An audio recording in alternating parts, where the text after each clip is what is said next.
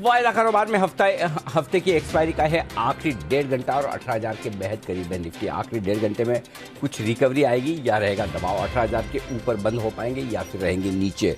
ढेर सारे सवाल हैं, इनके लेने हैं आपको जवाब और साथ ही आपको फोकस करना है मैच पर भी। तो आप चिंता न करें, मैंने और दीप ने आपके लिए पूरा इंतजाम किया है लाइव कमेंट्री का। जैसे कुछ बड़ा एक्शन होगा हम आपको बता देंगे, क्योंकि हमारे स्टूडियो के अंदर हमने एक बड़ी सी स्क्रीन लगा के रखी है, तैयार है, जहाँ पर हमारी एक आंख आपकी तरफ है, एक आंख मैच की तरफ है और दूसरी हमारे न्यूज रूम में भी पूरा जोश। अरे पूरा जोश भरा हुआ है। हाँ, तो हम आपको देखो, ये देखिए हमारे न्यूज रूम में बिल्कुल बड़ी स्क्रीन के साथ सारे हमारे सहयोगी मैच का आनंद लेते हुए दिख रहे हैं। और ये जो कोहली का 6 लगाए उसके ऊपर के ये रिएक्शन आते हुए दिख रहे हैं। तो आप देख सकते हैं, देखिए क्या तैयार है पूरा। कोई भी ओकेजन हो सेलिब्रेट करने के लिए हमारी टीम सबसे। संदीप, आप एक काम करें, थोड़ी देर आप शो आगे बढ़ाएं, मैं भी बाहर होके आता हूँ। मैं तो कहने वाला था सर हाफ डे दे दो मुझे, मैं चला जाता हूँ। बिल्कुल। वैसे भी देखा जाए तो दीप, आपकी सिर्फ आपका शरीर यहाँ है, आत्मा तो आपकी एडिलेड में ही है इस वक्त, है ना। तो बिल्कुल हम शरीर से शो कर रहे हैं और हमारा मन पूरी तरह से क्रिकेट मैच में है। लेकिन हाँ, एडिलेड की बात निकली तो थोड़ी देर में आपको एडिलेड भी ले चलेंगे और वहाँ का भी मूड माहौल हम आपको बताएंगे लाइव। लेकिन उससे पहले जल्दी से आइए शो की शुरुआत कर लेते हैं, बता देते हैं आपको बड़ी बातें क्या है इस वक्त की। वीकली एक्सपायरी के दिन निफ्टी 150 अंक फिसल कर 18,000 के बेहद करीब है, सेंसेक्स 500 अंक नीचे और निफ्टी बैंक 41,500 के नीचे 41,400 के आसपास इस वक्त ट्रेड करता हुआ दिख रहा है। सरकारी बैंकों में तगड़ी मुनाफा वसूली आती दिखी, जिसका जिक्र हम सुबह कर रहे थे कि यहाँ पर अब प्रॉफिट बुकिंग आनी चाहिए। ऑटो समेत सारे सेक्टर थोड़े कमजोर हैं, आधा से 2% की रेंज में।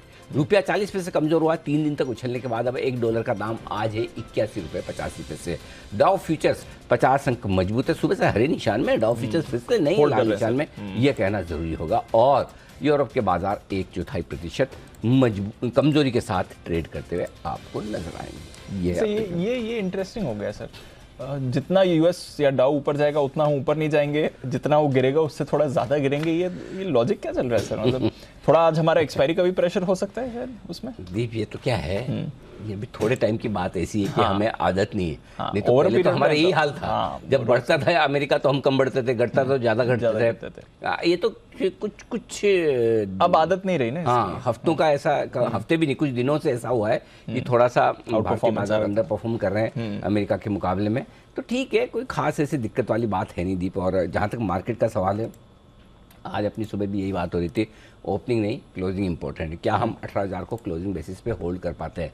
तो सुबह भी यही बात कर रहे थे, 2 बजे जब बैठे तो हम 18,000 के उसी लेवल के आसपास हैं। सो मेरा ये मानना है नीचे 17,950 के आसपास बहुत ही स्ट्रॉन्ग सपोर्ट है बाजार को, और ऊपर में 18,075 18,150 की रेंज ऊपर रुकावट का काम करेगी। तो इस रेंज को आपको ट्रेड करना है, सिंपल ये है। बैंक निफ्टी का जहाँ तक सवाल है, बैंक निफ्टी 41,500 के नीचे अपनी सपोर्ट जोन में घुस जाता है। स्पेशली 41,300 के आसपास बहुत बहुत बहुत स्ट्रॉन्ग सपोर्ट है बैंक निफ्टी को। अब वो 41,300 का जो सपोर्ट है 41,350 से घूमता है, 41,200 तक आके घूमता है, वो कहना मुश्किल है, लेकिन है support. So I think bank Nifty अभी भी इंपॉर्टेंट लेवल के ज़्यादा नीचे है नहीं, निफ्टी अभी भी इंपॉर्टेंट लेवल के ज़्यादा नीचे है नहीं। सो 18,300 का हाई बनाकर 18,300 पॉइंट नीचे क्या बड़ी बात है। मतलब अब हम हमेशा तो ऊपर नहीं देख सकते हैं, करेक्ट। दूसरा, बैंक निफ्टी में भी 41,950 आकर 41,450, 600 पॉइंट नीचे, 500 पॉइंट, कौन सी बड़ी बात है। सो आई थिंक इतना रनिंग करेक्शन तो आपको हमेशा लेकर चलना होगा। हमेशा हरे निशान में देखने की आदत थोड़ी मुश्किल हो सकती है। So I think we are okay, we are good, कोई दिक्कत वाली बात नहीं। डेटा मैं तैयार कर रहा हूँ, बहुत इंटरेस्टिंग डेटा है, एक्सपायरी के दिन है। लेकिन इससे पहले आपको ले चलते हैं सीधा एडिलेड। चलते हैं सर, चले। हाँ, हम तो नहीं जा सकते। एक बार क्या है, आपकी वो जो ना क्रिकेट की भूख थोड़ी शांत हो जाए, उसके बाद हम शो को पूरा आगे बढ़ाएं। तो किरण चोपड़ा हमारी संवाददाता इस वक्त एडिलेड में है इस वक्त, और चलते हैं किरण के पास। किरण, वैसे तो अब काफ़ी भीड़-भाड़ कम हो गई होगी क्योंकि स्टेडियम में ज़्यादा है, बल्लेबाजी भी ज़बरदस्त हो रही है। बताइए कैसा मूड माहौल है एडिलेड का?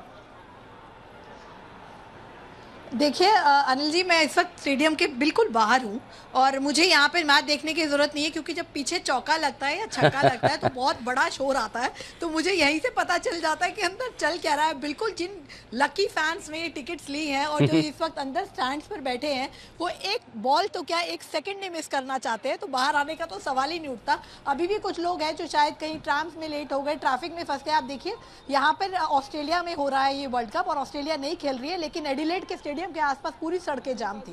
तो ये माहौल है जब भारत खेलता है, और ये माहौल सिर्फ आपको टीम इंडिया के फैंस दे सकते हैं। और पूरा स्टेडियम यहाँ पे देखिए भरा हुआ था। अभी भी कुछ फैंस देखिए, अनिल जी मैं कैमरा पर्सन को कहूँगी दिखाएं, अभी भी कुछ फैंस आ रहे हैं जो फंसे हुए थे। और जहां तक मैच की बात मैं कहूँ, जब पहला विकेट गिरा केएल राहुल का तो लग गया था कि शुरुआती झटका हमें मिला है, 9 पर 1 हो गया था। लेकिन हमारे किंग कोहली कहें, जो कि एडिलेड जिसको कहते हैं कि मेरा सेकंड होम ग्राउंड है, वो यहाँ पर है। हाँ, थोड़ी रन रेट को लेकर ज़रूर जितने फैंस हैं हमारे चिंता कर रहे होंगे कि एक्सेलरेट करें क्योंकि अब टाइम आ रहा है। लेकिन टीम इंडिया की स्ट्रैटेजी हमेशा से वही रहती है कि पावर प्ले में कम रन बनाते हैं हम लोग, और बाद में आकर जो आखिरी देखिए शोर आया मेरे पीछे यानी बड़ा शॉट लगा। बिल्कुल आपको टीवी पे आपसे कुछ सेकंड में नजर आ जाएगा कि क्या हुआ है, क्योंकि कुछ देर बाद वहाँ पे टेलीकास्ट होगा।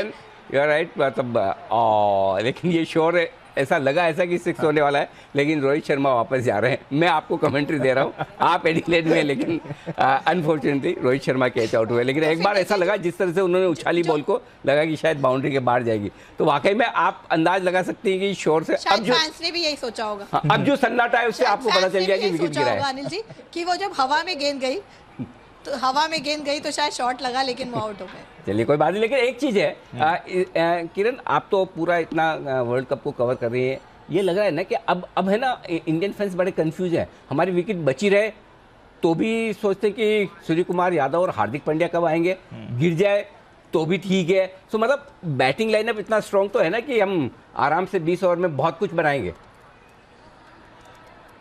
बिल्कुल, देखिए आप देखिए ये जो शोर है ना, ये शोर है सूर्य कुमार यादव का फील्ड पर आने का। जब सूर्या फील्ड पर आते हैं तो देखिए वो कई बैटर्स ऐसे होते हैं अनिल जी जो टाइम लेते हैं कि वो टाइम लेते हैं सेट होने में, 1 ओवर ले लेते हैं फिर एक्सेलरेट करते हैं। लेकिन सूर्य कुमार यादव जो ऐसे खिलाड़ी हैं जो पहली बॉल से, चाहे सामने कितना भी बड़ा बॉलर ही क्यों ना हो, चाहे कितने भी विकेट क्यों ना गिर गए हो, कितना भी दबाव में टीम ना हो, वो पहली बॉल से आके अपना स्ट्रोक खेलते हैं। और इसी वजह से उन्हें कहा जा रहा है इस वक्त का सबसे बेहतरीन बैटर, और T20 की रैंकिंग्स में तो वो नंबर 1 पर है। तो हमें घबराने की ज़रूरत नहीं है। लेकिन यहाँ ये भी ध्यान रखना है, अगर हम इसको कंपैरिजन करना चाहे पहले सेमीफाइनल से, तो न्यूजीलैंड ने कुछ ऐसी गलती की थी, आप याद कीजिए। उनके विकेट नहीं गिरे थे, लेकिन कप्तान केन विलियमसन ने इतनी धीमी पारी खेली थी वहाँ पर डेरिल मिचेल के साथ मिलकर, लेकिन जो कहीं ना कहीं रन उनके 15-20 कम रह गए थे। यहाँ टीम इंडिया को ध्यान रखना होगा। लेकिन हमें ये भी ध्यान रखना चाहिए कि टीम इंडिया की स्पेशलिटी रही है कि पहले वो धीमे खेलते हैं और लास्ट के ओवर में एक्सेलरेट करते हैं। इस वर्ल्ड कप में अगर सबसे ज़्यादा लास्ट के ओवर में रन बनाने का रिकॉर्ड है तो वो टीम इंडिया के नाम है। और जब आप विराट कोहली और सूर्य कुमार यादव जैसे बैटर खड़े होंगे तो कुछ ओवर्स की बात है अनिल जी, आपको और सब दर्शकों को बड़ी आतिशबाजी सुनाई देगी और मुझे यहाँ पे शोर सुनाई देगा, इतना मैं होप कर रही हूँ। बिल्कुल किरण, और मैच के बाद सेलिब्रेशंस वाले माहौल में एक बार फिर से हम आपके साथ जुड़ेंगे। बहुत बहुत शुक्रिया, धन्यवाद आपका। आपने बेहतरीन अपडेट एडिलेड में सीधे स्टेडियम के बाहर से हमारे दर्शकों को दिया। Thank you so much. तो चलिए, हमारे संवाददाता किरण चोपड़ा एडिलेड से सीधे मूड माहौल। थोड़ा सा हम शो शुरुआत करने में लेट हुए, नहीं तो शायद वो दृश्य देखने को मिलते थे। और फ्यूचर में ऐसा कुछ असाइनमेंट हो तो मेरी भी सोचिएगा। आप करना चाहेंगे? मुझे पता ही नहीं था कि आपकी ऐसी भी तमन्ना है। साइन अप अगले बार के लिए। जैसे एक बार मैं कर चुका हूँ आपका। मैं मैनचेस्टर वाला, इंडिया पाकिस्तान वाला मैच था, तब मैं एक बार ये काम करके आ चुका हूँ। मजा तो आता है। मतलब आपको लगेगा नहीं कि आप ऑस्ट्रेलिया में, आपको लगेगा नहीं इंग्लैंड में, ऐसा लग रहा है हिंदुस्तान में। बिल्कुल। और मतलब मैं सबसे मजे की बात है ना, जो मैंने मैनचेस्टर में मैच कवर किया था, वहां पे सबसे बढ़िया नारा जो लगा था, इतने इंडियंस, हाँ, और मतलब सारे इंडियन फ्लैग्स, मतलब 95% इंडियन है पूरे स्टेडियम में। नारा क्या लग रहा था? अंग्रेजों, इंग्लैंड छोड़ो। इंग्लैंड छोड़ो। मतलब हमारे ही ऐसा है। अंग्रेजों भारत छोड़ो तो आपने सुना होगा, मैनचेस्टर सारे इंडियन, अंग्रेज हो सब बोलते इंग्लैंड छोड़ो हम ही रहेंगे। ये कमाल है इंडियन फैंस का, कहीं भी मैच हो दुनिया में पहुंच जाते हैं अपनी टीम का हौसला बढ़ाने के लिए। तो चलिए मैच है, चलता रहेगा। दो बेस्ट बैट्समैन इस वक्त जो फॉर्म में, इन फॉर्म, विराट कोहली और सूर्य कुमार यादव मैच खेल रहे हैं। आपको 1 घंटा और इधर खेलना है, बाद में आपको देखना है। आइए खबरों वाले शेयर जान लें कुशल सर, और कुछ ट्रिगर्स भी बताएं कुशल। बिल्कुल, तो सर मैं ट्रिगर्स सबसे पहले बता देता हूं। यहाँ पर आज के दिन में नंबर्स अभी भी आने बाकी हैं। एक तो अपोलो टायर्स, माफ कीजिए अपोलो हॉस्पिटल्स के, और साथ ही Eicher motors. In fact FNO Apollo tyre में बोल दोगे अपोलो हॉस्पिटल को तो माफ है सर, मैं गलती निकालूंगा नहीं, निकल गई अलग बात है, निकाल दी वो अलग बात है, नहीं निकालूंगा। लेकिन thank you so much sir, ध्यान हट नहीं रहे, प्रॉफिट को लॉस में मत बोल देना बस।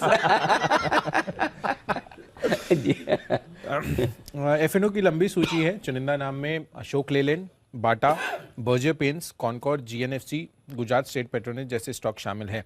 इनफैक्ट ई क्लर्क सर्विसेज नतीजों के साथ साथ बायबैक पर बोर्ड बैठक करता हुआ दिखेगा।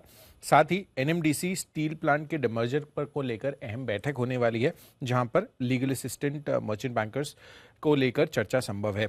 इनफैक्ट यूएस का आज डेफिनेटली महंगाई आंकड़ा आता हुआ दिखेगा अक्टूबर महीने का, तो वहां पर बड़ा फोकस ग्लोबल इवेंट के लिहाज से रहेगा। कल के दिन में एमएनएम और साथ ही हिंडाल्को ये अपने नंबर्स डिक्लेयर करेंगी। मार्केट आवर्स के दौरान ही इनके आने की एक्सपेक्टेशंस हैं। साथ ही एफ&ओ स्पेस के अगेन कल भी लंबी सूची है। सिलेक्टेड नेम्स में एबीबी इंडिया, एक्साइड इंडस्ट्रीज, साथ ही आईडीएफसी, महानगर गैस, इन्फोएज जैसे स्टॉक शामिल हैं। इनफैक्ट हमारा अक्टूबर महीने का सीपीआई आंकड़ा और सितंबर महीने के इंडस्ट्रियल प्रोडक्शन डेटा भी आपके सामने रखे जाएंगे। एमएससीआई की सेमी एनुअल रिव्यू लिस्ट भी जारी होगी आज, या तो मिडनाइट में या फिर कल सुबह। यहाँ पर ये रिव्यू लिस्ट आती हुई दिखेगी, जो कि 30 नवंबर की क्लोजिंग से इफेक्टिव होते हुए दिखेंगे। इनफैक्ट एक्सिस बैंक इसका ओएफएस रिटेल निवेशकों के लिए खुलेगा, और साथ ही आइनोस टायरोल्यूशन ओपन ऑफर ये बंद होता हुआ दिखेगा, जो 26% स्टेक के लिए इन्होंने ओपन ऑफर जारी किया था। टीसीआई डेवलपर्स, इसकी जो ट्रेडिंग शेयर्स में ट्रेडिंग है वो डीलिस्टिंग हो जाएगी, इसी वजह से इसकी ट्रेडिंग कल से रुक जाएगी। एग्जिट प्राइस 400 रुपये प्रति शेयर रखा गया था। डीसीएक्स सिस्टम्स, यहाँ पर इसके आईपीओ की लिस्टिंग भी होने वाली है। आइनॉक्स ग्रीन का आईपीओ खुलेगा, और साथ ही आर्शियन केमिकल इंडस्ट्रीज, इसका आईपीओ कल के सत्र में बंद होते हुए नजर आएंगे। आईपीओ अलॉटमेंट है बीकाजी फूड्स और ग्लोबल हेल्थ के, और एक्स डेट है जीपीटी इंफ्रा प्रोजेक्ट्स की, जो बोनस शेयर इन्होंने जारी किए थे। यूके का Q3 जीडीपी आंकड़ा और सितंबर महीने का इंडस्ट्रियल प्रोडक्शन डेटा भी आएगा, और यूएस का कंज्यूमर सेंटिमेंट पर भी आपको नजर रखना है। साथ ही अंत में 12 नवंबर शनिवार एफ&ओ स्पेस से औरोबिंदो फार्मा, हिंदुस्तान कॉपर, जेके सीमेंट और साथ ही मन्नपुरम फाइनेंस, इसके भी नंबर्स आपके सामने रखे जाएंगे। और प्रधानमंत्री मोदी फाउंडेशन स्टोन ले करेंगे यहाँ पर श्रीकुलम अंगुल नेचुरल गैस पाइपलाइन प्रोजेक्ट्स का, और ये गेल द्वारा ऑपरेट किया जाएगा। ओके, तो ये है आपके लिए ढेरों ट्रिगर्स। नतीजे भी कई सारे आपकी स्क्रीन पर आ गए। आइए पहले नतीजों के बारे में जानते हैं नुपुर के साथ। गुड आफ्टरनून नुपुर, बताएं। सबसे पहले गुजरात गैस, अगर यहाँ पे कंपनी की Q2 परफॉर्मेंस देखे पिछले क्वार्टर के कंपैरिजन में, जो कंपनी की आई है वो अनुमान से कम आती दिखी है। जो मार्जिन है वहाँ पे इम्प्रूवमेंट है, 18.5% के मार्जिन इस बार कंपनी ने बनाए। पिछले क्वार्टर में 11% के आसपास थे, इसी के चलते मुनाफा भी अनुमान से बेटर आते दिखा। जाइडस लाइफ वेलनेस की बात करें, जो कंपनी की आय है वहाँ पे बढ़ोतरी आती दिखी है। 383 करोड़ से बढ़कर इस बार 429 करोड़ है पिछले साल के कंपैरिजन में। और जो मार्जिन है वहाँ पे काफ़ी हद तक डिक्लाइन है।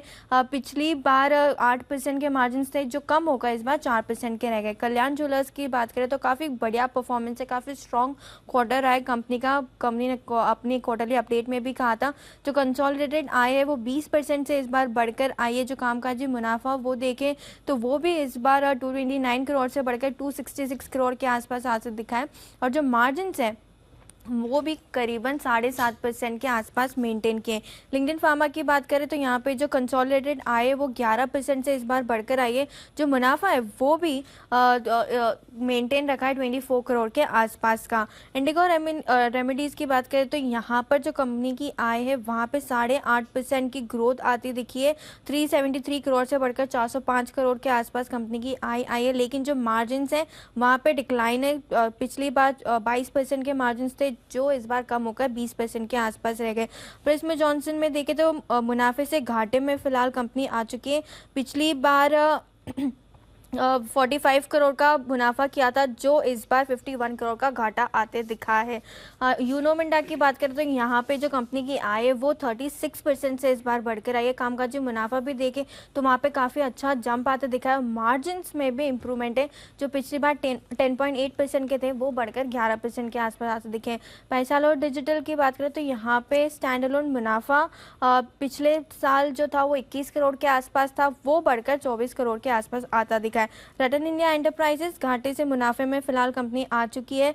पिछले साल 4.5 करोड़ का घाटा था, जो इस बार 103 करोड़ के मुनाफे में बदल चुका है। नेस्को यहाँ पे जो मुनाफा है वो बढ़कर आया, डबल होता दिखा है, 44 करोड़ से बढ़कर 82 करोड़, और जो कंपनी की आय है वो भी 81 करोड़ से बढ़कर 143 करोड़ के आसपास आती दिखी है। नैटको फार्मा के भी नतीजे काफ़ी बढ़िया है। कंपनी की आय 15% से ऊपर है। मार्जिन देखे तो 18.5% से बढ़कर 22% होते दिखे।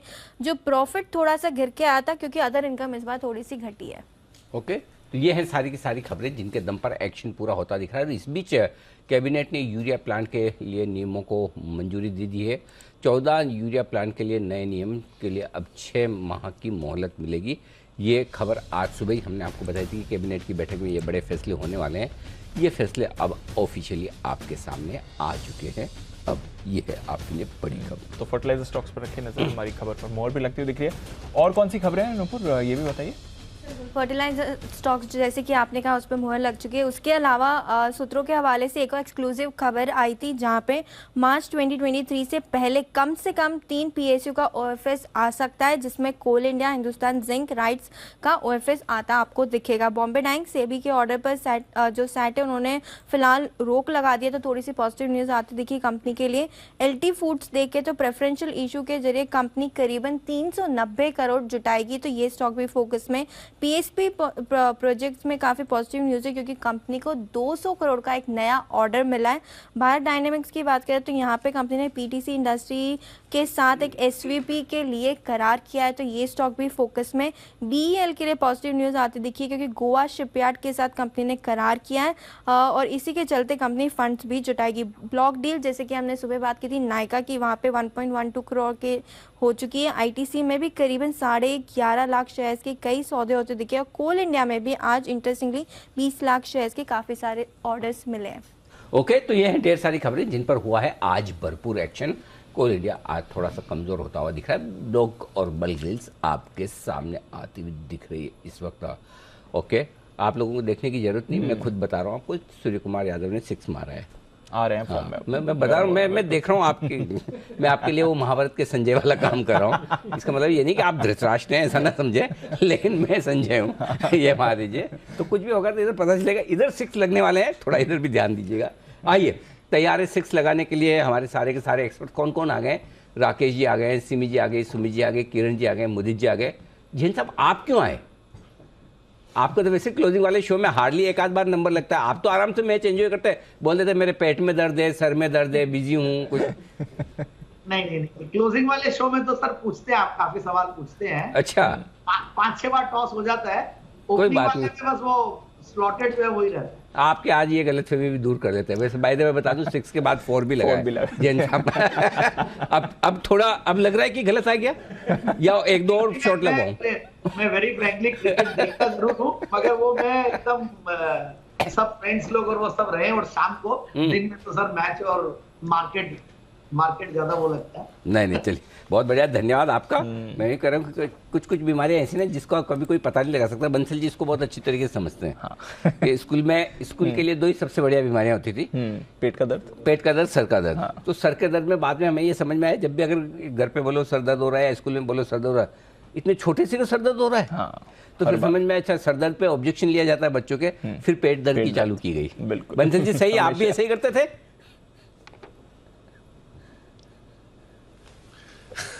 अरे जी, ये 2 चीजें ऐसी हैं जो मतलब कि कोई भी अभी तक साइंस ने ऐसी तरक्की नहीं करी है, कोई थर्मामीटर नहीं बना जी सर के दर्द और पेट के दर्द को नापने के लिए जी।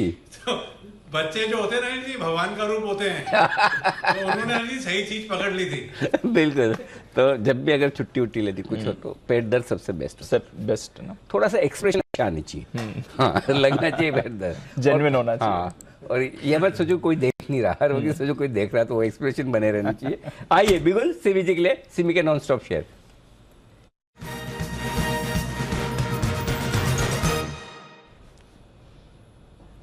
जी सिमी जी बताएं।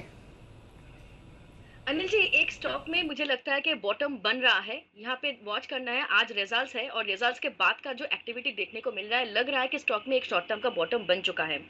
स्टॉक का नाम है दीपक फर्टिलाइजर। ओवरऑल एक अच्छा स्टॉक है, पर रिसेंटली जो करेक्शन इसने दिखाया है 1050 का हाई बनाने के बाद अभी 970-75 के आसपास, मुझे लगता है कि डाउन साइड बहुत ज्यादा नहीं है और रिजल्ट्स भी अच्छा आया है। मुझे लगता है कि यहाँ से बहुत जबरदस्त तेजी देखने को मिलेगा। इनफैक्ट शॉर्ट टर्म के लिए एक बॉटम इसका बन चुका है।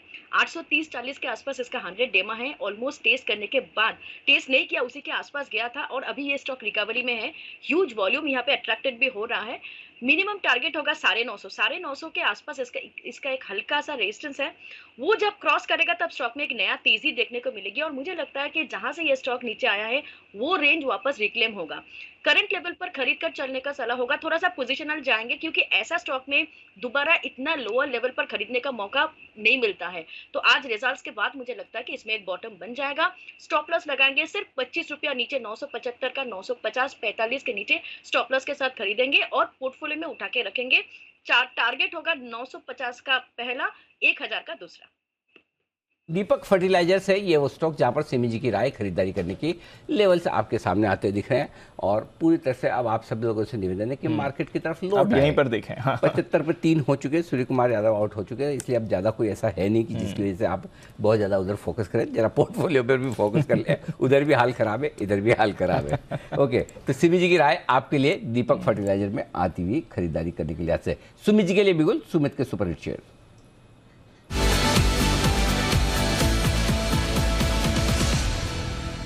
जी बताएं sir. Good afternoon Anil ji. Anil ji, sell call मेरे रडार पे आया है, एक स्टॉक जिसके अंदर कंटिन्यूसली बिकवाली और अभी यहां से और बिकवाली बनेगी। 825 रुपए का अभी भाव है, 825, 824 का अभी भाव है। स्टॉक का नाम है वोल्टास। वोल्टास के अंदर सेलिंग प्रेशर है, कंटिन्यूसली सेल देखने को मिल रहा है और आज भी स्टॉक के अंदर ब्रेकडाउन है।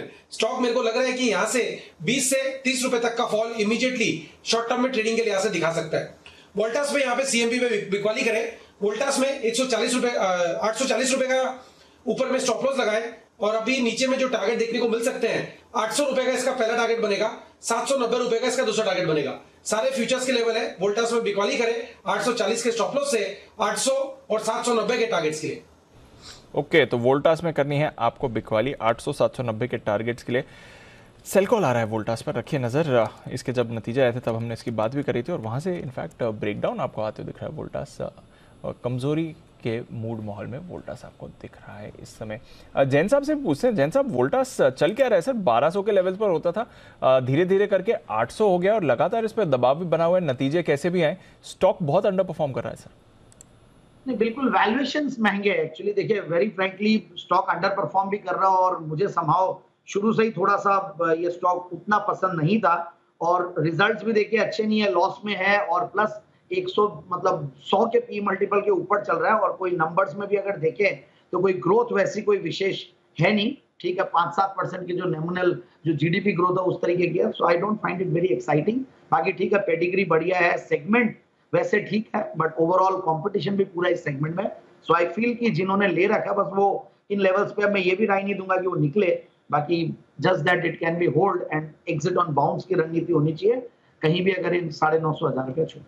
तो सेल ऑन रैली की राय रहेगी जहां तक वोल्टास का सवाल है। कुछ ज़्यादा जान दिखा नहीं रहा है ये काउंटर और लगातार पेरेनियल अंडर परफॉर्मर आप एक तरह का कह सकते हैं। इस बीच बाजार फ्रेश डेज लो पर आया। निफ्टी ने अभी जो डे लो था 974 का वो तोड़ा है आपकी स्क्रीन पर और स्टॉक गिरते हुए दिख रहा है। मुदित जी के लिए बिगुल, मुनाफे वाले मुदित।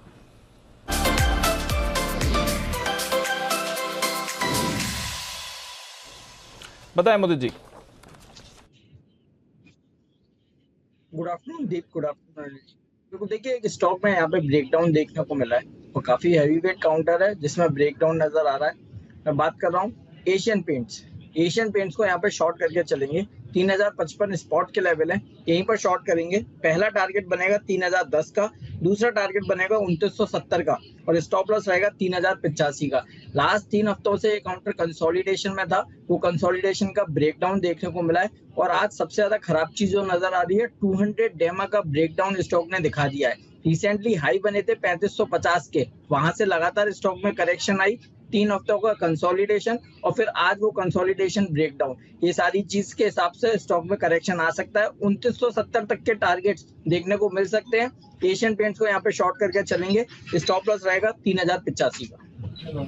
ओके, एशियन पेंट्स पर भी है सेल कॉल आपके लिए। Back to back sell calls आपके सामने आती हुई दिख रही हैं। किरण जी के पास भी मैं जाता हूँ, एक बार जरा पीएफसी के नंबर्स जरा मार्क कर दूं क्योंकि आपकी स्क्रीन पर फ्लैश हो रही है। 3 रुपए का इन्होंने डिविडेंड का ऐलान किया है। स्टैंड अलोन मुनाफा 2760 करोड़ से बढ़कर यहाँ पर आपको आते हुए दिख रहा है करीब 3300 करोड़ का, तो अच्छा आंकड़ा रहा है स्टैंड अलोन मुनाफा। नेट इंटरेस्ट इनकम 3850 करोड़ की आपको आती हुई दिख रही है। अनुमान 3500 करोड़ का था और पिछली बार 3530 करोड़ की आई थी, तो नेट इंटरेस्ट इनकम अनुमान से काफ़ी बेहतर आपको आती हुई दिखती है। अच्छा आंकड़ा है। यहाँ पर आपका जो स्टैंड अलोन मुनाफा है वो भी 2760 करोड़ से बढ़कर 3000 करोड़ का आते हुए दिख रहा है। तो on the face of it अच्छे नंबर्स दिख रहे हैं जहां तक सवाल है पीएफसी पावर फाइनेंस कॉर्पोरेशन का। और नंबर्स भी आएंगे, इस पर भी करेंगे फोकस। आइए बिगुल किरण जी के लिए, किरण का कमाल।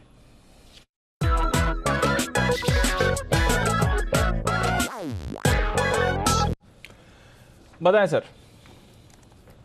एक पेरेनियल शॉर्ट काउंटर है जिसको लगातार हम लोअर टॉप्स लोअर बॉटम्स बनाते नजर आ रहे हैं। शॉर्ट करने की सलाह है आईएक्स पे, अभी 139.75 के आसपास ट्रेड कर रहा है। आपका स्टॉप लॉस रहेगा एक 141 का और टारगेट्स के लिए 135 पहला रहेगा। इधर एक बार रिव्यू लेना चाहिए क्योंकि पिछला स्विंग बॉटम वही है। अगर ये 135 निकल जाता है तो 132, 127 ये टारगेट्स भी देखने को मिल सकते हैं।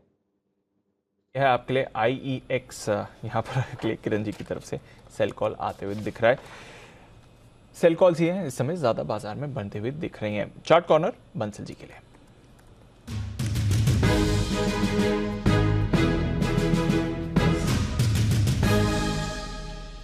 बताएं बंसल जी।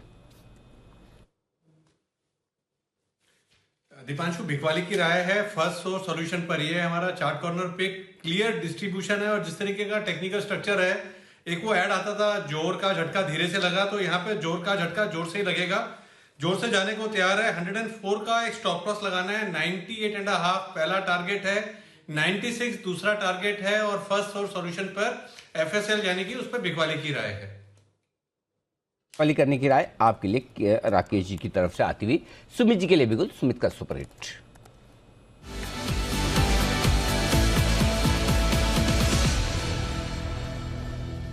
सुमित जी बताइए अब क्या बिकेगा?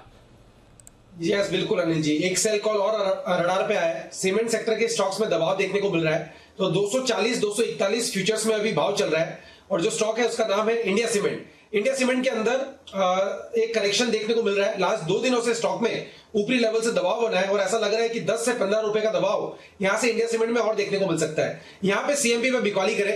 इंडिया सीमेंट के अंदर यहां से सेलिंग प्रेशर बढ़ता हुआ देखने को मिलेगा। ऊपर में 249 250 ये रेजिस्टेंस है, तो 250 का स्टॉप लॉस लगा के इंडिया सीमेंट में बिकवाली करें।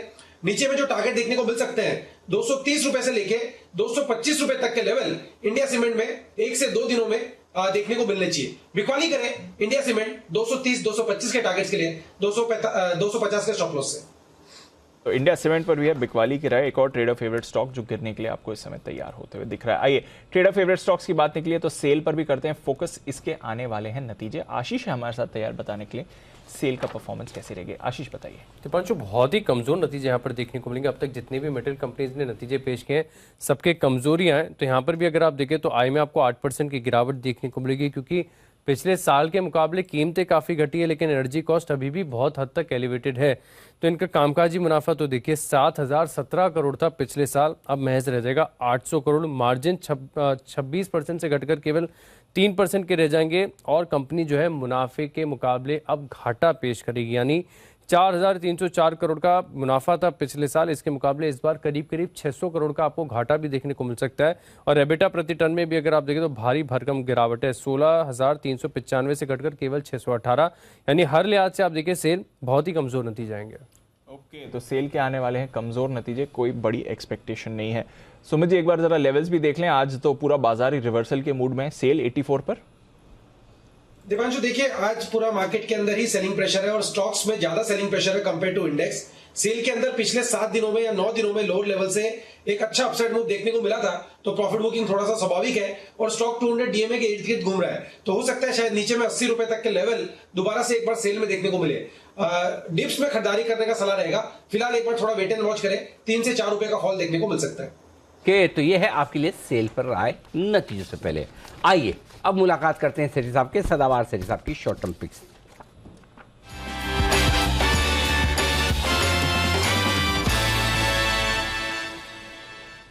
स्वागत है आपका सेठी साहब, बताएं सर क्या है इरादा। गुड आफ्टरनून अनिल जी, good afternoon Deepanshu. Anil ji 2 cash market के स्टॉक्स में खरीदारी करने की सलाह। बताएं सर। अनिल जी जो आज का पहला स्टॉक है, स्टॉक मैंने कुछ दिन पहले भी रिकमेंड किया था, स्टॉक का नाम है महाराष्ट्र सीमलेस, जो अभी 811 के लेवल पे ट्रेड करता है। भारत की एक लीडिंग सीमलेस पाइप्स और ERW पाइप्स बनाने वाली कंपनी है, जिसका भारत में सीमलेस पाइप्स में 55% से ज्यादा का मार्केट शेयर है। इन्होंने एक तेलंगाना में 2-3 क्वार्टर पहले यूनाइटेड सीमलेस नाम की कंपनी को भी एक्वायर किया, उसको टर्न अराउंड किया, NCLT से एक्वायर किया था, टर्न अराउंड किया और उसके बाद इनके मार्जिन्स में भी उसके कारण सुधार हुआ है। फिर इस तिमाही के नतीजे बहुत ही दमदार थे। 183 करोड़ का पैट था, जो पिछले साल 102 करोड़ का पैट था, और उसके साथ ही कंपनी ने एक 1:1 बोनस भी डिक्लेयर किया। फंडामेंटल्स बहुत ही अच्छे हैं, मार्की क्लाइंट्स है, रिलायंस, IOC, L&T, भेल, NTPC, अडानी, DLF इन सबको कैटर करती है। जबरदस्त एक 2-1 करोड़ की ऑर्डर बुक है। फिर FIS DIs का भी अच्छा खासा भरोसा है। प्रोमोटर्स ने भी अपनी हिस्सेदारी हाल ही में बढ़ाई है और बाजार के दिग्गज निवेशक आकाश और लता भंसाली जी ने इसमें उनकी स्टेक है 3.4% स्टेक है। मुझे लगता है ये स्टॉक जो अपने रिजल्ट्स के बाद थोड़ा करेक्ट हुआ, फिर वापस से अब रिकवरी शुरू हुई है, यहाँ पे खरीदारी करने की सलाह। मुझे लगता है 1-2 दिन में जब मार्केट्स में वापस से रिकवरी होगी ये स्टॉक अच्छा कर सकता है। 840 के शॉर्ट टर्म टारगेट है, 795 का स्टॉप लॉस। ओके, 795 का स्टॉप लॉस, 840 के टारगेट, खरीदारी करें महाराष्ट्र सीमलेस में। दूसरा शेयर सर? दूसरा स्टॉक जो है वो एक इंफ्रा स्टॉक है, स्टॉक का नाम है PNC इंफ्राटेक, जो अभी 259 के लेवल्स पे ट्रेड करता है। ये एक दिग्गज इंफ्रास्ट्रक्चर वाली कंपनी है जो कि मेनली रोड्स, ब्रिजेस, हाईवेज वगैरह बनाती है। एक स्ट्रॉन्ग ऑर्डर बुक है, फिर रेगुलर इंटरवल्स पे नए ऑर्डर्स मिलते हैं, अच्छी एग्जीक्यूशन कैपेबिलिटीज है और with in the infra space एक क्वालिटी बैलेंस शीट है। Operating profit margin 17%, return on equity 17-18%, debt equity ratio भी मैनेजेबल है। पिछले 3 साल का पैट का कैगर रहा 30%। और सबसे अच्छी बात है वैल्यूएशन के लिहाज से बहुत ही सस्ता कंपेयर टू पीयर्स, 9-10 के मल्टीपल पे स्टॉक ट्रेड करता है। फिर FIS DIs भी पूरा भरोसा रखते हैं, अराउंड 39% स्टेक है FIS DIs की, जिसमें प्रोमिनेंट HDFC है, ICICI, L&T, इवन गोल्डमैन सैक्स भी है, फिर कुवैत इन्वेस्टमेंट अथॉरिटी है। मुझे लगता है ये स्टॉक भी अच्छा करना चाहिए। वैसे भी इंफ्रास्ट्रक्चर सेक्टर या इंफ्रास्ट्रक्चर स्टॉक्स अच्छे लग रहे हैं, तो यहाँ पे खरीदारी करने की सलाह। 270 का टारगेट और 255 का छोटा स्टॉप लॉस। ओके, तो PNC इंफ्रा और महाराष्ट्र सीमलेस 2 काउंटर्स आपके लिए सेठी साहब की तरफ से कैश कॉल्स, जहां पर आप करें फोकस। बहुत बहुत शुक्रिया सेठी साहब जुड़ने के लिए और अपनी कॉल शेयर करने के लिए। 270 का टारगेट, 255 का स्टॉप लॉस रहेगा PNC इंफ्रा में। आइए 2:30 बज गए हैं और लेते हैं अनिल जी की मार्केट स्ट्रैटेजी।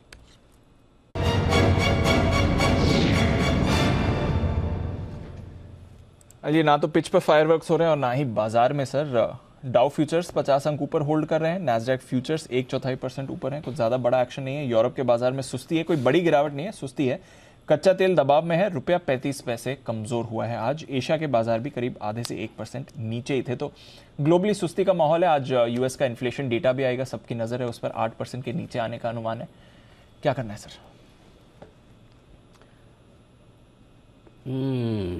मेरे ख्याल से आज क्लोजिंग का इंतजार करना चाहिए। डेटा बहुत इंटरेस्टिंग बने हुए दीप। बचे हुए समय के लिए 18,000 मेक और ब्रेक लेवल है। 3 बजे तक आपको 18,000 के ऊपर बने रहना है, अदरवाइज आप जो 17,950 वो तो इमीडिएटली दिख ही रहा है, उसके आसपास बहुत करीब है ही। फिर आपके लिए कल एक रिस्क खुलती है, वो रिस्क खुलती है 17,835 से 17,900 की रेंज की, जहाँ पर हम गैप छोड़ के आए थे, जिसकी बात हम कर भी रहे थे कि वो गैप फिलअप करना था, लेकिन हम 17,950 से घूम गए, राइट? बिल्कुल। तो आई थिंक फिर हम अगर आज 18,000 के नीचे बंद होता है तो अभी कुछ भी नहीं करना, अभी कुछ नहीं ना लेना है ना देना है। राइट। अगर 18,000 के ऊपर बंद हो रहे हैं तो ठीक है, जो लॉन्ग पोजीशन कोई दिक्कत नहीं। अगर 18,000 के नीचे बंद हो रहे हैं फॉर एग्जांपल, तो हम कल परसों में 17,835 से 17,900 की रेंज में जब आएगा वहां पक्का लेंगे।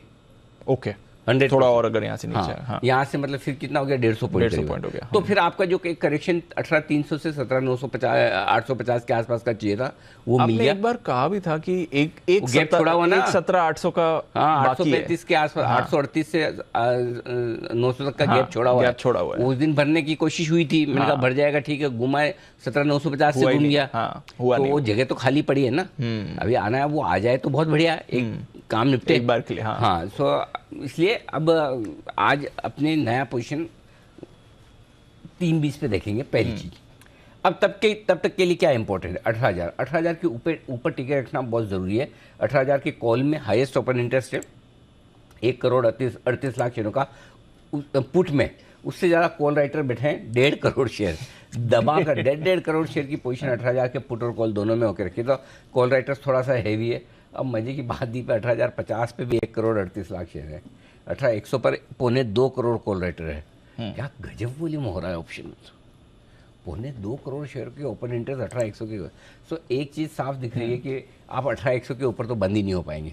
आज क्लोजिंग में 18,000 को होल्ड कर ले तो अपने आप में आप ये समझिए कि आपके लिए अचीवमेंट है। और अगर नीचे रहे तो 17,950 या इसके नीचे की क्लोजिंग हो सकती है। तो 3 बजे तक आपको 18,000 के लेवल को होल्ड करके टिकना बहुत ज़रूरी है आज क्लोजिंग के लिहाज से। मैच का गुस्सा यहाँ पर तो नहीं निकाल रहे लोग? नहीं, हम तो पहले से खराब है, हमारी वजह से मैच खराब हो रहा है। अच्छा, उल्टा है। हाँ, बेजा मैच का इम्पैक्ट वहाँ पे सुबह से खराब है। नहीं, और थोड़ा ज़्यादा यहाँ पर हो रहा हो। नहीं, वैसे तो कोहली जी तो ठीक ही कर रहे हैं, 35 बॉल में 43 रन, आखिर में जाते जाते 20 ओवर तक खड़े रहेंगे तो वो तो अपनी रन रेट बना लेंगे। पांड्या साहब फॉर्म में आ जाए, फिर ऋषभ पंत आ जाए तो काम हो जाए। हाई स्कोरिंग नहीं होगा पर मुझे लगता है ऋषभ पंत आए थोड़ा कमाल करने चाहिए, आए तो 5 ओवर ही बाकी। नहीं, तब तक हार्दिक पांड्या भी चले। अच्छा, डिस्ट्रैक्ट हो गया। ओके, तो हम कहाँ थे? अब बैंक निफ्टी में आना है। बैंक निफ्टी 41,300 पर हाईएस्ट ओपन इंटरेस्ट और वही मजबूत सपोर्ट है। सो बेसिकली दीप जो बैंक निफ्टी का डेटा बनाया ना, वो 41,200 से 41,400 की रेंज में बहुत स्ट्रॉन्ग सपोर्ट है, और 41,400 से 41,600 की रेंज में अच्छी सप्लाई जोन है। बहुत इंटरेस्टिंग डेटा है। और इस बीच में देखें तो 300 के नीचे जाने की जल्दी नहीं है और 500 के ऊपर निकलने की जल्दी नहीं है। फिर भी निफ्टी के मुकाबले में बैंक निफ्टी कम कमज़ोर है। अगर 3 बजे के पहले 41,525 को हम होल्ड करके टिक जाते हैं तो बैंक निफ्टी थोड़ी अच्छी शॉर्ट कवरिंग दिखा सकता है। तब आप क्लोजिंग के लिहाज से 650 से 675 तक जा सकते हैं। और अगर ऐसा नहीं हुआ तो यहीं आप 41,300 से 41,500 के बीच में क्लोजिंग होते हुए देखेंगे, जिसकी संभावना थोड़ी सी ज़्यादा दिखती है। So I think range bound है, कोई खास बड़ी गिरावट या बड़ी उछाल दोनों में नहीं दिख रही है। सो अभी बचे हुए समय के लिए कोई खास कुछ करने की जरूरत है नहीं, कुछ ना करें ना। ठीक है, चलिए कुछ भी ना करें और लेग स्टंप के बाहर जाती हुई बॉल को छोड़ दें। हाँ प्लीज, वाइड तो होने दीजिए। मिला एक्स्ट्रा रन तो मिला। ठीक है, चलिए, क्लियर एडवाइस है मार्केट के लिए भी, क्रिकेट पिच के लिए भी। क्या करना है इस समय? कुछ ना करें, वेट एंड वॉच की स्ट्रैटेजी बताए रखिए 3 बजे, और फिर 3:20 पर एक फाइनल कॉल भी लेंगे एनर्जी से। आइए, एक बड़ा बदलाव होने वाला है और वो है MSCI। साल में 2 बार इनका रिव्यू होता है। रिव्यू तो इस महीने के अंत में होगा, बट कौन से स्टॉक्स हैं जो रिव्यू में हिस्सा लेंगे, इंक्लूजन एक्सक्लूजन, वेटेज बदलाव, इनफ्लो आउटफ्लो, क्या है संभावना, ये लिस्ट आपको कल पता चल जाएगी। कल सुबह, इनफैक्ट आज शाम को वो लिस्ट आ जाएगी। तो आइए, कुशल है हमारे साथ। बाजार क्या मान रहा है कि इस बार MSCI के सेमी एनुअल रिव्यू में क्या क्या बदलाव हो सकते हैं? कुशल बताइए, कौन से स्टॉक्स रहेंगे फोकस में? बिल्कुल, तो सबसे पहले जिनकी हाई प्रोबेबिलिटी है टॉप 3 स्टॉक्स, उसके बारे में बता देता हूं दीपांशु। और इसमें सबसे पहला है जो शामिल होने वाले हैं और जिनकी वेटेज MSCI में लगभग 0.39% हो जाएगी, वो सबसे पहला है ट्यूब इन्वेस्टमेंट्स। यहाँ पर लगभग 1820 करोड़ रुपए का इन्फ्लो आ सकता है। साथ ही वरुण बेवरेजेस, इनफैक्ट आप देख ही रहेंगे पिछले कुछ दिनों से अच्छी तेजी इस काउंटर में ऑलरेडी बनी हुई है। शायद इसी एक्सपेक्टेशन से कि MSCI जो सेमी एनुअल रिव्यू होगा उसमें ये शामिल होता हुआ दिखेगा। तो 0.32% वेटेज इसकी भी इंडेक्स लेवल पर हो जाएगी और लगभग 1500 करोड़ रुपए के इनफ्लो यहां पर भी हाई प्रोबेबिलिटी है इसके शामिल होने की। TVS मोटर्स 0.29% वेटेज यहां पर भी गेन्स करेंगे। इनफैक्ट 1361 करोड़ रुपए यहां पर भी आ सकते हैं।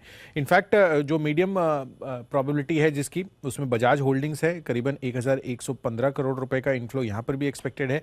साथ ही हिंदुस्तान एरोनॉटिक्स ABB इंडिया, ये 2 स्टॉक्स हैं। लगभग 1000 करोड़ रुपए के इनफ्लो यहाँ पर भी एक्सपेक्टेड है। बैंक ऑफ बड़ौदा और कैनरा बैंक, 2 सरकारी बैंक, ये भी MSCI इंडेक्स रिव्यू में शामिल हो सकते हैं और लगभग 650 करोड़ से 950 करोड़ रुपए के इनफ्लोज यहाँ पर भी आ सकते हैं। एक स्टॉक जोमेटो, इसकी वेटेज भी बढ़ सकती है 0.2% से बढ़कर 0.5%, तो लगभग 0.3% वेटेज में बढ़त हो सकती है और वेटेज में बढ़त होगी तो डेफिनेटली इनफ्लोज भी आते हुए दिखेंगे। लगभग 1370 करोड़ रुपए यहाँ पर जोमेटो पर भी वेटेज इंक्रीज हो सकती है। तो लार्जली कुछ स्टॉक्स जो इंक्लूजन में आने वाले थे वो मैंने आपको बताया और साथ ही जिसकी वेटेज बढ़ सकती है MSCI semi annual index review में। ओके, और इस बीच पेज इंडस्ट्रीज, इसके नंबर्स आपकी स्क्रीन पर फ्लैश होते हुए दिख रहे हैं। पहली नज़र में नंबर्स दिख रहे हैं कमज़ोर। 185 करोड़ का हमारा अनुमान था मुनाफे का, आया है सिर्फ 161 करोड़। ओह, 161 करोड़ से 162 करोड़, मतलब लगभग वही रहा है, कुछ बदलाव हुआ कुछ नहीं बदला है। करेक्ट। तो मुनाफे में क्या बात कर रहे हैं, ग्रोथ ही नहीं, 185 का अनुमान था सर, मज़ा नहीं आया। ओके, कामकाजी मुनाफा हमारा अंदाज है 271 करोड़ का, देखते हैं क्या आंकड़ा आता है। हमारा अंदाज 22% मार्जिन का है, तो मार्जिन और देखना होगा। आय 1250 करोड़ की हमारी उम्मीद है और वो भी देख लेते हैं। तो पहली नज़र में पेज इंडस्ट्रीज के नंबर्स हैं कमज़ोर। और कोई डिटेल्स आ रही है दीप, एक बार जरा देखिए। मैं देखता हूँ सर, बट फिलहाल कुछ ज़्यादा खास यहाँ पर परफॉर्मेंस दिख नहीं रही है पेज इंडस्ट्रीज। ढीला दिख रहा है, बहुत ही ढीला नंबर दिख रहा है। देखना पड़ेगा ओवरऑल सेल्स इनकी कैसी रही है, क्योंकि वॉल्यूम्स पर तो कुछ ज़्यादा बड़ा एक्शन आपको दिख नहीं रहा। अगर मुनाफे की ग्रोथ भी नहीं है तो फिर डिसअपॉइंटिंग ही एक तरह से नंबर्स माने जाएंगे जहाँ तक पेज इंडस्ट्रीज़ का सवाल है इस समय। मार्जिन देखते हैं किस तरह के आएंगे, क्योंकि मार्जिन का प्रेशर एक बड़ा कंसर्न बना हुआ है ओवरऑल इस स्पेस के लिए ही। कंजम्पशन कंपनीज में हमने देखा है इस बार कुछ ज़्यादा मज़ेदार नतीजे वहाँ से नहीं आए हैं और लग भी नहीं रहा कि यहाँ से आपको आएगा। 70 रुपये प्रति शेयर के डिविडेंड का इन्होंने ऐलान ज़रूर किया है, ये एक इंपॉर्टेंट फैक्टर है। मार्जिन हम 22% सपाट रहने का ही अनुमान लगा रहे हैं। कामकाजी मुनाफा 238 करोड़ का आया है। अगेन डिसअपॉइंटिंग है सर, क्योंकि हमारा अनुमान था 271 करोड़ का और 233 करोड़ से बढ़कर 231 करोड़ का है। तो कोई ऑपरेशनली कोई बड़ा सुधार यहाँ पर नहीं देखा है। इनफैक्ट डिसअपॉइंटिंग नंबर ही कहा जाए। नंबर बहुत खराब है दीप, खराब है सर। हाँ, और जिस तरह से टेक्सटाइल सेक्टर के नंबर्स आ रहे हैं उसको देखते हो तो और भी ज़्यादा खराब है। मतलब ऑपरेशनल फ्रंट पर बहुत ही खराब परफॉर्मेंस है और मुनाफे के फ्रंट पर बिल्कुल किसी तरह की कोई ग्रोथ नहीं है। 271 करोड़ का कामकाजी मुनाफा का हमारा अनुमान था, उसके सामने आंकड़ा जो आया है वो बेहद कमज़ोर है, इसमें कोई डाउट नहीं। तो नंबर्स एकदम कमज़ोर है। टॉप लाइन 1255 करोड़ पर पहुंची है, वो लगभग उम्मीद के मुताबिक सब, मतलब क्लियर कट है दीप। ओह, ये है ना मार्जिन 19% रह गया, हमारा अनुमान था 22%, 3% मार्जिन मिस है। ये तो स्टॉक नंबर्स थोड़े डाउनग्रेड वाले दिख रहे हैं। डाउनग्रेड है ना, डाउनग्रेड वाले नंबर्स दिख रहे हैं। सुमित जी चार्ट्स देखिए जरा। पेज इंडस्ट्रीज 50,000 करोड़ का स्टॉक है, तो ऐसा नहीं कि आप 50 वाले ही देखते हैं, हमें पता है 50,000 वाले भी बखूबी देखते हैं और स्पेशली जो कमजोर वाले रिजल्ट हो उसको तो आप छोड़ते हैं नहीं। बताएं सर। जी अनिल जी देखिए, ब्रेकडाउन देखने को मिल रहा है पेज के अंदर। एक रिसेंट के लोज भी टूटे और मल्टीपल सपोर्ट जो थे उनके पास आ चुका है। 48,100 ये स्टॉक का नीचे में इमीडिएट सपोर्ट है। इन लेवल्स तक तो ये इमीडिएटली आना ही चाहिए और अगर एक बार 48,000 का लेवल टूटा तो फिर ये बड़ा ब्रेकडाउन होगा और नीचे में फिर 1,500 रुपए तक का फॉल आने वाले दिनों में पेज इंडस्ट्रीज में देखने को मिल सकता है। लॉन्ग पोजीशंस अवॉइड करनी है, सेलिंग प्रेशर है, पिछले 7 दिनों के लो पे आ चुका है स्टॉक के अंदर। यहां से 48,100 और 48,000 तक के लेवल इमीडिएटली देखने को मिलने चाहिए। 48,000 के आसपास तक के लेवल्स पेज इंडस्ट्री में आ सकते हैं इन कमज़ोर नंबर्स के दम पर, ये दे सकते हैं। तो ऑपरेशनल फ्रंट पर नंबर्स बेहद कमज़ोर आपको नज़र आएंगे इस वक्त। ऑपरेशनल फ्रंट पर टीम थोड़ी सी बेहतर करने की कोशिश कर रही है। 6 लगा है। हार्दिक पांड्या साहब फाइनली जागे लंबे समय के बाद अपनी पुरानी चिर परिचित। वैसे भी एक चीज़ बताऊँ आपको जी, हार्दिक पांड्या बड़े मैच के खिलाड़ी हैं। हाँ, वो छोटे मोटे में खेलते नहीं खेलते बस दूसरों के लिए। हाँ, मौका इसको दे दो। हाँ, हम तो लोग हैं ही ऐसे इमोशनल इंडिया वाले, क्यों?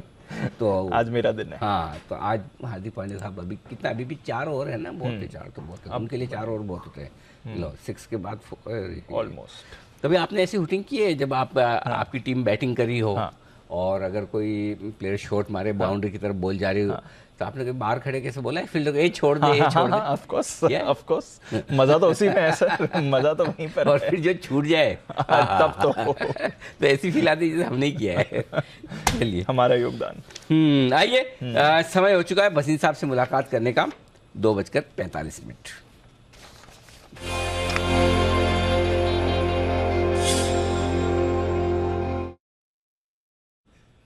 बसिन साहब नमस्कार सर, स्वागत है। बताएं सर पहले तो बाजार पर आपका व्यू और साथ ही आउटलुक भी। वो पांड्या की बैटिंग फोन कटने की आवाज तो आई थी। हाँ। देखो कटने की आवाज आ जाए तो कंफर्म हो जाता है कटा है। हाँ। नहीं आए तो फिर कंफ्यूजन रहता है कि कहाँ। सो कंफर्म हमने सुना है, फोन कटने की आवाज आई जरूर थी। ओके, मिले तो थे, जुड़े तो थे। चलिए आइए, जब तक बसिन साहब फिर से जुड़े तब तक औरोबिंदो फार्मा पर करते हैं फोकस। आज आई है स्टॉक में तेज गिरावट, वजह क्या है बताने के लिए नूपुर हमारे साथ जुड़ चुकी है। नूपुर बताइए। बहुत इंटरेस्टिंग वजह से, क्योंकि दिल्ली में जो लिकर स्कैम हुआ था उससे रिलेटेड कंपनी के एक डायरेक्टर को अब ईडी ने गिरफ्तार कर लिया है। पी सार्थन चंद्र रेड्डी को उन्होंने अब गिरफ्तार कर लिया है। कल उनके घर पे जांच चल रही थी, पूछताछ चल रही थी और उसके बाद अब आज उन्हें गिरफ्तार किया। कंपनी ने क्लैरिफाई भी किया है कि उन्हें अरेस्ट कर लिया गया है। अब इंटरेस्टिंग ये है कि ये जो उन्हें गिरफ्तार किया गया इसका रीज़न उन्होंने ये दिया है कि लिकर पॉलिसी के हवाले के जरिए उनसे फंड इधर उधर हुए थे, लेन देन रिलेटेड था, इसीलिए फिलहाल उन्हें अरेस्ट किया गया है। एक और खबर आई थी कल औरोबिंदो से रिलेटेड, वो काफ़ी नेगेटिव भी थी क्योंकि अमेरिकी बाजार में काफ़ी सारे प्रोडक्ट्स को कंपनी ने वापस बुलाया। कंपनी की जो फैसिलिटी है वहाँ पे काफ़ी लैप्सेस हुए थे, इसलिए यूएस एफडीए ने उन्हें बोला है कि आप 9,500 बॉटल्स के 2-3 तरह की जो टैबलेट्स है उसे वापस अब बुला लिया गया है मार्केट से। तो दो नेगेटिव न्यूज़ आती देखिए कंपनी के लिए। पहले जो कंपनी की डायरेक्टर है उन्हें गिरफ्तार कर लिया गया और दूसरा कंपनी के जो मैन्युफैक्चरिंग यूनिट में लैप्सेस हुए उसके चलते काफ़ी सारे प्रोडक्ट्स को वापस बुला लिया गया है। अब सैटरडे को कंपनी के रिजल्ट्स आने वाले, वहाँ भी अनुमान ये है कि काफ़ी कमज़ोर आते दिखेंगे। ओके, तो ये है आपके लिए औरोबिंदो फार्मा में तेज़ गिरावट की वजह। एक तो नूपुर आप और बाकी हमारे जितने भी आज रिसर्च एनालिस्ट जो लिंक देने आएंगे, तो आमतौर पर जब ये लिंक देने आते हैं तो जैसे भी नूपुर जैसे बता रहे, नूपुर ऐसे कहाँ है, नूपुर को भी दिखाइए जरा। हाँ, फुल फ्रेम में नूपुर बताती है ऐसे देख के हमें कि औरोबिंदो फार्मा में ये हो रहा है, वैसा हो रहा है, और हम ऐसे देख के सुनते हैं जी। तो आपको भी और नूपुर बाकी सब लोगों को आपको जो बोलना है कैमरे में देख के बोल दो, हमारा ध्यान उधर जाता है। नूपुर ने 3 बार हमारी तरफ देखा, जैसे एक्सपेक्ट करें कि हम भी देखेंगे, तो हम आपको देखें, मैच को देखें उधर।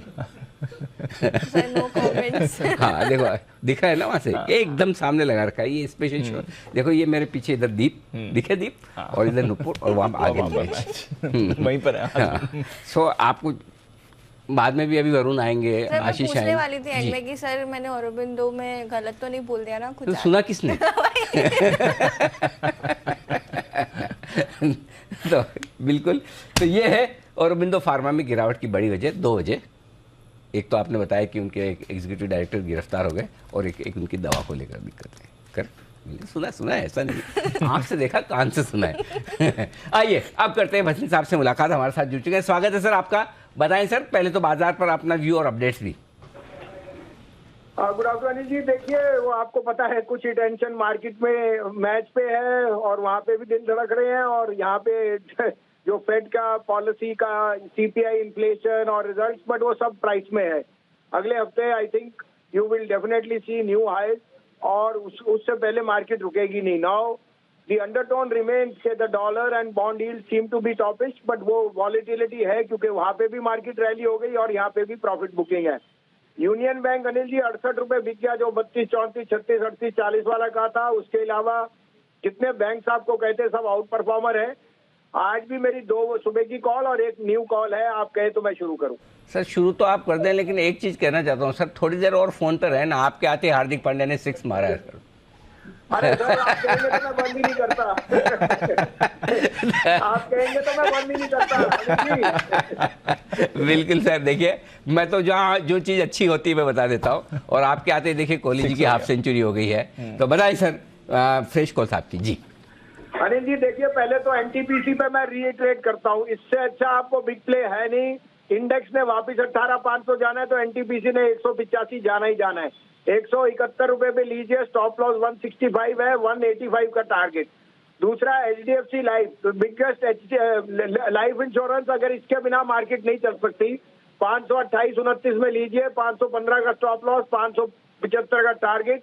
और तीसरा मेरा पिक है Ipca lab, largest player in API and formulation, and I think Ipca lab number और जो जस्टिफिकेशन है after the new formulations and API business which they are going to get from Europe is humongous. तो मुझे लगता है 950 का target इसमें बहुत मच इन द कार्ड्स है।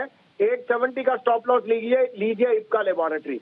अरे ये तो तीनों आपकी सुबह वाली पिक्स है, आप भी लगता है मैच में ज्यादा बिजी है और आपके देखो बात करते करते 2 6 लग गए सर।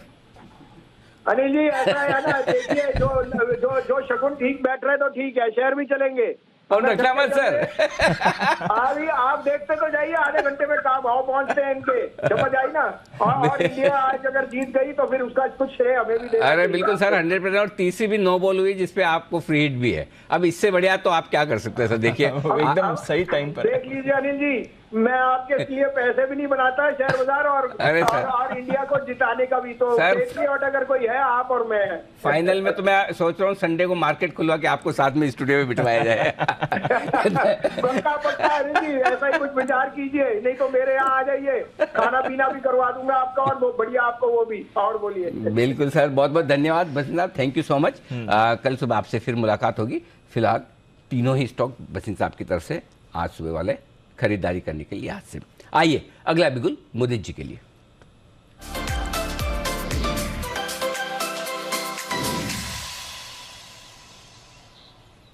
बताएं सर, मुदित जी बताइए। अनिल जी सेलेक्टिव बैंक्स में बाइंग देखने को मिल रही है और कोई बड़ी बात नहीं है। आज के सेशन में अगर यहाँ से निफ्टी में बाउंस बैक देखने को मिले, क्योंकि काफी हैवी वेट काउंटर्स लो से अच्छे रिकवर होते हुए नजर आए हैं, तो यहाँ पे खरीदारी करके चलना है। कोटक बैंक 1905 रुपए स्पॉट के लेवल है, खरीदारी करेंगे। मैं 1 से 2 दिन का कॉल दे रहा हूँ, 1 से 2 दिन के अंदर 1970 तक के अपसाइड मूव कोटक बैंक में नजर आते हैं। स्टॉप लॉस रहेगा 1880 का। देखिए जिस तरह के चार्ट्स बने हैं स्टॉक में, फॉलिंग ट्रेंड लाइन का ब्रेकआउट देखने को मिला है। आज के सेशन में फ्रेश बिल्डअप होता हुआ नजर आया और बढ़िया वॉल्यूम के साथ बाइंग देखने को मिल रही है। साथ ही साथ लास्ट 4-5 सेशन से कुछ कंसोलिडेशन था, वो भी ब्रेकआउट नजर आया है। इतने गिरे हुए मार्केट में स्टॉक में स्ट्रेंथ देखने को मिल रही है, तो 1 से 2 दिन के नजरिए से यहाँ पे पोजीशन बना के चल सकते हैं। 1970 तक के अपसाइड मूव कोटक बैंक में नजर आते हैं। स्टॉप लॉस रहेगा 1880 का। 1880 के स्टॉप लॉस के साथ 1970 के टारगेट के कोटक बैंक में करें खरीदारी। और आज सुबह हम यही बात कर रहे थे, सही स्ट्रैटेजी थी सर। मुनाफा वसूली करिए पीएसयू बैंक्स और अब प्राइवेट बैंक्स पर रखिए नजर, और रिकवरी इस समय प्राइवेट बैंक से लीड कर रहे हैं। बैंक निफ्टी में जो भी रिकवरी है सारे प्राइवेट बैंक वही होगा जी, वही होगा। क्योंकि अब है ना अल्टीमेटली वैल्यूएशन गैप आपको देखना पड़ेगा। तो सरकारी बैंक जिन वैल्यूएशन पे आ गए, ऐसा नहीं कुछ खराबी है, लेकिन आप हर चीज़ को एक लेवल पर वो करेंगे ना। सो आई थिंक वो अब ये टाइम आ गया है कि अब सरकारी बैंक के बजाय प्राइवेट बैंक्स को वापस खरीदा जाए। तो हाफ सेंचुरी मारकर विराट कोहली कैच आउट होकर जा रहे हैं। ऋषभ पंत आने की तैयारी में है। आखिरी 2 ओवर्स ऋषभ पंत ही आएंगे ना। अब तो पंत आएंगे। ठीक है, आखिरी 2 ओवर। चलिए, अब ऋषभ पंत दिल्ली के हैं। हाँ, या तो हीरो बनेंगे या जीरो बनेंगे जी। ये डिसाइड कौन करेगा? दिल्ली वाले नितिन जी। बिल्कुल, निफ्टी के निशानेबाज नितिन मुरारका लेकर आ रहे हैं आपके लिए हीरो या जीरो ट्रेड।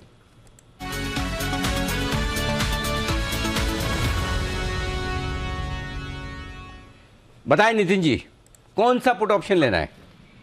अनिल जी 18,000 का पुट ऑप्शन होगा जो 16 रुपए में मिल रही है। 18,000 की पुट ऑप्शन है, 16-17 में ऐसे मिल रही है। और इसका हीरो जीरो ट्रेड हो गई, इसके टारगेट होंगे करीब 25 से 35 रुपए के आसपास। अब हम लोग डेटा में ये देख रहे हैं कि 18,000 की जो कॉल ऑप्शन है उसमें आज के दिन में 1 करोड़ 25 लाख शेयर का ओपन इंटरेस्ट है। तो ह्यूज ओआई बिल्डअप आज देख रहे हैं आज में, और टोटल ओआई देखेंगे तो 1 करोड़ 55 लाख 70 लाख 60 लाख के आसपास है। वहीं अगर पुट ऑप्शन देखते हैं जो 18,000 की पुट हम ले रहे हैं 16 में, इसमें केवल 32 लाख शेयर का ही ओपन इंटरेस्ट है और ओवरऑल कॉल्स में ज्यादा सेलिंग दिख रही है। तो उसको देखते हुए रिस्क लेते हैं। 18,000 की पुट ऑप्शन यहाँ पे ले रहे हैं, जिसके टारगेट हो सकते हैं 32 के आसपास। स्टॉप लॉस हीरो जीरो है तो 0 के आसपास होगा। 17 वाला हो जाएगा डबल 34 से 25 से 35 की रेंज में रखें टारगेट। खरीदे 18,000 का पुट 15 से 16 रुपए के आसपास, 17 रुपए के आसपास। ये राय आपके लिए नितिन जी की तरफ से आती दिखे। आइशर मोटर्स निफ्टी की दूसरी कंपनी है जो आज पेश करेंगे नतीजे, अनुमान के साथ तैयार है। कुशल बताइए क्या रहेगा रिजल्ट? सर नंबर्स तो अच्छे आने वाले की स्कोर प्रेडिक्शन आप किसका बता रहे थे? क्योंकि नंबर्स पे तो ध्यान नहीं जा रहा ये वाले। ओके, आइशर के भी लाए? हाँ, आइशर के लेकर तो आया हूँ। सो नंबर्स वाइज आय करीबन 60% बढ़कर लगभग 3610 करोड़ पर रह सकती है। डेफिनेटली रॉयल एनफील्ड की जो वॉल्यूम्स ग्रोथ रही है वो काफ़ी अच्छी रही है, लगभग 68% की, और इसी वजह से कंपनी की आय में 60% की ग्रोथ एक्सपेक्टेड है। इनफैक्ट कंपनी का कामकाजी मुनाफा डेफिनेटली प्राइस हाइक्स लिए थे तो उसका इम्पैक्ट रियलाइजेशंस में बढ़त में कन्वर्ट होगा और साथ ही कामकाजी मुनाफा 470 करोड़ से बढ़कर 878 करोड़ पर रह सकता है। जहां तक मार्जिन्स की बात है, करीबन 300 बेसिस पॉइंट्स बढ़कर 24% हम एक्सपेक्ट कर रहे हैं और साथ ही कंपनी के मुनाफे में भी 84% की ग्रोथ डेफिनेटली पिछले साल के मुकाबले रिलेटिवली काफ़ी अच्छी आउट परफॉर्मेंस रह सकती है 685 करोड़ पर। बट यही देखना है कि यहाँ पर जो एक्सपोर्ट मार्केट है उस पर कंपनी का क्या कहना है, और खासकर जो यूरोपियन यूनियन EU का रीजन है वहाँ पर जिस तरह से इन्फ्लेशन बढ़ते हुए दिख रहे हैं, क्या डिमांड पर ये असर पड़ता हुआ दिख रहा है या फिर कंपनी और नई ज्योग्राफीज में भी एक्सपैंड कर रही है। तो इन सब कमेंट्रीज पर हमारी नजर रहेगी एंड लार्जली नंबर्स देखेंगे तो बेहतर रहने चाहिए। ओके, तो बेहतर नंबर्स आने की उम्मीद आप आयशर मोटर से कर सकते हैं, इसमें कोई डाउट नहीं। और जैसा हमारा भरोसा था ऋषभ पंत पे कि आज वक्त से पहली बॉल पर चौका मारा है, बहुत ही बढ़िया। दिल्ली वाले फुल फॉर्म में हैं, तो हीरो ही बनेंगे अब। कोहली साहब दिल्ली के हैं, हाँ, और अभी बढ़िया जोरदार शॉट मारा, बहुत बढ़िया, और उसी तरह से धुआंधार शॉट मारने के लिए तैयार कुणाल जी और राकेश जी के ब्याह पे राकेश जी भी हैं। पिक ऑफ द डे कल की पिक आज बिगुल बंसल जी के लिए।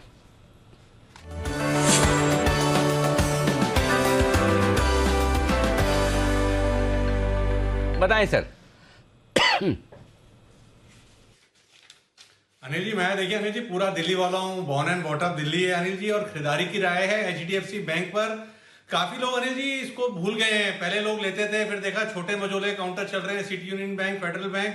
अब इतने गिरते बाजार के अंदर HDFC बैंक के अंदर बड़े दर्जे का एक पॉजिटिव क्रॉसओवर देखने को मिल रहा है और and on edge of a big breakout है, तो इसको मिस नहीं करना चाहिए कैश में। और अगर आप ले रहे हैं तो 507 का लेवल है, 1565 1570 के टारगेट HDFC बैंक को खरीदें, इसको मिस मत करें। जिस तरीके का टेक्निकल स्ट्रक्चर है, ये डाउ जोन्स, नैस्डैक सबको गिरते बाजार, खराब वातावरण में भी अच्छी बैटिंग करने का पोटेंशियल रखता है HDFC बैंक, इसको मिस नहीं करना चाहिए। खराब वातावरण, अभी वाले खराब वातावरण में अच्छी बैटिंग दोनों ही कर रहे हैं। हार्दिक पांड्या भी चौका मार के और लगे तो हैं। H for Hardik, H for HDFC। हाँ, और जैसा देखिए एक के बाद एक अब आपके लिए प्राइवेट बैंक्स आ रहे हैं रडार पर, जो हम कल बात कर रहे हैं, सुबह बात कर रहे थे कि अब आप प्राइवेट बैंक्स की तरफ आ जाइए, सरकारी बैंकों से निकल कर देखिए। सरकारी बैंकों का इंडेक्स 1.5% नीचे है और प्राइवेट बैंक्स धीरे धीरे बैंक निफ्टी को 41,500 के ऊपर लाकर अच्छा क्लोज देने को तैयार होते हैं। देखिए 41,500 के ऊपर की क्लोजिंग दीप अच्छी बढ़िया मानी जाएगी, इसमें कोई डाउट नहीं। 1507 का रखिएगा स्टॉप लॉस, और ऊपर का टारगेट जो आपके लिए बनेगा 1565 और 1575 के लिए। अगर किसी को 5-7 मिनट का ब्रेक चाहिए तो मैं दे सकता हूं, क्योंकि आखिरी ओवर है और हार्दिक पांड्या 4 के बाद 6 भी मार रहे हैं। तो अगर आपकी इच्छाएं हैं तो मैं रोकूंगा नहीं, बाजार कहीं नहीं जाने वाला, चिंता मत करो, मैं गिरने नहीं दूंगा। बस इतना कह सकता हूँ। एक और देखने की तो छूट मिलनी चाहिए। एक लास्ट ओवर तो अब तो और देखो यही काम जय ने किया। जय ने आज शो कैंसिल कर दिया है, तो हमारे सुमित जी हैं जिनकी वजह से चल रहा है। सुमित जी ने कहा कि कोई बात नहीं, जय नहीं है, कैश का ऑप्शन मैं देता हूं, तो बिल्कुल सुमित जी के लिए कैश का ऑप्शन का।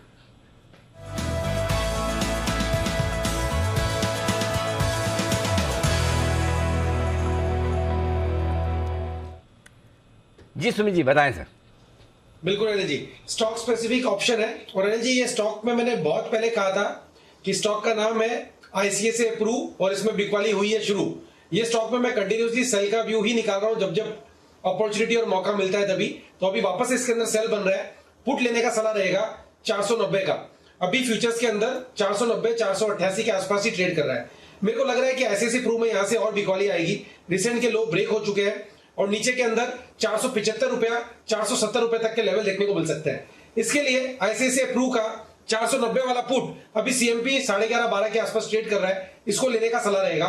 7 रुपए का इसके अंदर नीचे में स्टॉप लॉस लगाना है, और ऊपर में टारगेट 18 रुपए से लेके 20 रुपए तक के ICICI अप्रूव के 490 के पुट के अंदर देखने को मिल सकते हैं। फ्यूचर्स में मेरे को लगता है 475 रुपए से लेके 470 रुपए तक के लेवल देखने को मिल सकते हैं। ICICI अप्रूव का 490 का पुट लेके चलने का सलाह रहेगा। तो ICICI अप्रूव जिसमें बिकवाली हो चुकी है शुरू, यहां पर बिकवाली करने की राय आती हुई 490 के पुट के तौर पर सुमित जी की तरफ से 12 रुपए में खरीदें ये पुट, 7 रुपए का स्टॉप लॉस, 18 और 20 रुपए के टारगेट के लिए यहां पर। और इस बीच जबरदस्त होता का दिख रहा है काम। और इस बीच हार्दिक पांड्या की भी 50 हो चुकी है। आज सूर्य कुमार यादव वाला काम हार्दिक पांड्या ने किया है 29 ग्रेट एक्सटेंट। 29 बॉल में 50 रन बना दिए हैं, और क्या चाहिए आपको, 52 रन। और पिछले 10-12 बॉल बहुत ही गजब रही, 6-4 चल रहा है। Enjoy your life. आइए इस बीच जैन साहब बहुत देर से एंजॉय कर रहे हैं मैच। जैन साहब से सवाल पूछते हैं, बिजी करते हैं जैन साहब। अभी भी वेस्ट कोस्ट पेपर के नतीजे आपकी स्क्रीन पर फ्लैश होते दिख रहे हैं। क्या गजब की परफॉर्मेंस आती हुई दिख रही है। आय 900 करोड़ से बढ़कर 1200 करोड़, और साथ ही साथ मुनाफा देखिए, वाओ वंडरफुल परफॉर्मेंस। मार्जिन 21% से 33%, जबरदस्त मार्जिन सर। जैन साहब अभी 2-4 दिन पहले आपकी तरफ से खरीदारी की राय थी ना वेस्ट कोस्ट पेपर में। बिल्कुल, क्या बात है अनिल जी, आपको याद है कल ही मैंने एसपीएल मिड कैप में लॉन्ग टर्म पिक के तौर पे दिया था, और 10 की कमाई में मैंने नेस्को भी दिया था, और नेस्को के भी रिजल्ट्स गजब आए हैं मंडे को 10 की कमाई में। और ये स्टॉक अभी जो कल दिया, मुझे लगता है देखिए मार्केट्स नेगेटिवली रिएक्ट कर रहे, हो सकता है कि आज मिड कैप स्मॉल कैप थोड़ा अच्छा नहीं कर रहे और स्टॉक्स थोड़े पीटे हुए, इसीलिए। अदरवाइज ये रिजल्ट अच्छे मार्केट्स में आए तो बेहतरीन मार्जिन बढ़ के आए हैं। Highest ever quarterly profit 215 crore का, टॉप लाइन गजब, और ऑपरेशनल फ्रंट पे भी सब कुछ बेहतरीन है। तो मुझे लगता है कि इन वैल्यूएशंस पे ऐसी एक स्ट्रॉन्ग पेडिग्री वाली बहुत सबसे one of the oldest paper mill company मिलती है, बिल्कुल लेना चाहिए। सारे पेपर स्टॉक्स अच्छा कर ही रहे हैं, और ये स्टॉक लीडर है, वेस्को बोल के ब्रांड है। कल मैंने काफी डिटेल्स में बात की थी, मुझे लगता है कि बिल्कुल इन लेवल्स पे लेना चाहिए स्टॉक को। लेवल्स पे लीजिए। और जबरदस्त परफॉर्मेंस वेस्ट कोस्ट पेपर की आती हुई दिख रही है। 72 करोड़ से मुनाफा 200 करोड़ के पास जाता निकल रहा है। ईबीटा डबल होता हुआ है, 196 करोड़ से 404 करोड़ का गजब की परफॉर्मेंस। आज मेरे ख्याल से स्टार पेपर भी हमारे नतीजे कमाई कराएंगे में था, करेक्ट? हाँ, स्टार पेपर था सर। Okay, wonderful. आइए, कुशल ने काफ़ी कुछ काम किया हुआ है। ये मतलब ऐसा नहीं कि अभी किया है, अभी तो कुछ नहीं कर रहे हैं वो, खाली मैच की तरफ ध्यान ज़्यादा। लेकिन ये सुबह से पहले इन्होंने अनुमान बना लिए थे वो अभी इनके काम आ रहे हैं मुसीबत के वक्त। तो आइए कुशल के पास चलते हैं। अशोक लेलैंड के रिजल्ट जो आने वाले, कुशल बताइए कैसे रहेंगे रिजल्ट, थोड़ा ज़्यादा डिटेल में विस्तार में बताना है। हाँ सर, 6 लगेगा तो मैं यहाँ पे नहीं। हाँ, क्या है कि अभी लास्ट ओवर, तो हम चाहते हैं कि पूरा 5 बॉल जब तक हो तब तक आप अनुमान बताते रहे तो हमारा काम आसान हो जाए जी। अशोक लेलैंड फटाफट बोल देता हूँ। सबसे पहले यहाँ पर वॉल्यूम्स करीबन 65% बढ़ने की उम्मीद है डेफिनेटली। इस वजह से कंपनी की आय में करीबन 83% की ग्रोथ के साथ 8,150 करोड़ पर कंपनी की आय रह सकती है। कामकाजी मुनाफा 135 करोड़ के मुकाबले 515 करोड़ पर आता हुआ दिख सकता है। डेफिनेटली कंपनी की रियलाइजेशंस लगभग 11% बढ़ती हुई दिखेगी, और इसी वजह से कंपनी के कामकाजी मुनाफे में भी आपको इजाफा देखने को मिलेगा। मार्जिन्स 3% थे पिछले साल, इस बार 6% की उम्मीद है। एंड मुनाफे के लिहाज से कंपनी लगभग 200 करोड़ रुपए का मुनाफा कर सकती है। पिछले साल यही आंकड़ा करीबन 83 करोड़ के घाटे का था। तो डेफिनेटली यहाँ पर कंपनी की काफ़ी अच्छी प्रदर्शन रह सकती है, और खासकर डिमांड आउटलुक एमएचसीवी स्पेस को लेकर क्या कंपनी कहती है, ये देखना काफ़ी अहम रहेगा। ओके, अशोक लेलैंड फिलहाल थोड़ा आपको ढीला दिख रहा है ट्रेड में, बट नंबर्स से यहाँ पर ठीक ठाक रहती है। अभी तक हमने ट्रेंड ये देखा है, एक्सपेक्टेशन तो अच्छी रहती है, परफॉर्मेंस कंपनीज की उतनी खास नहीं रहती है।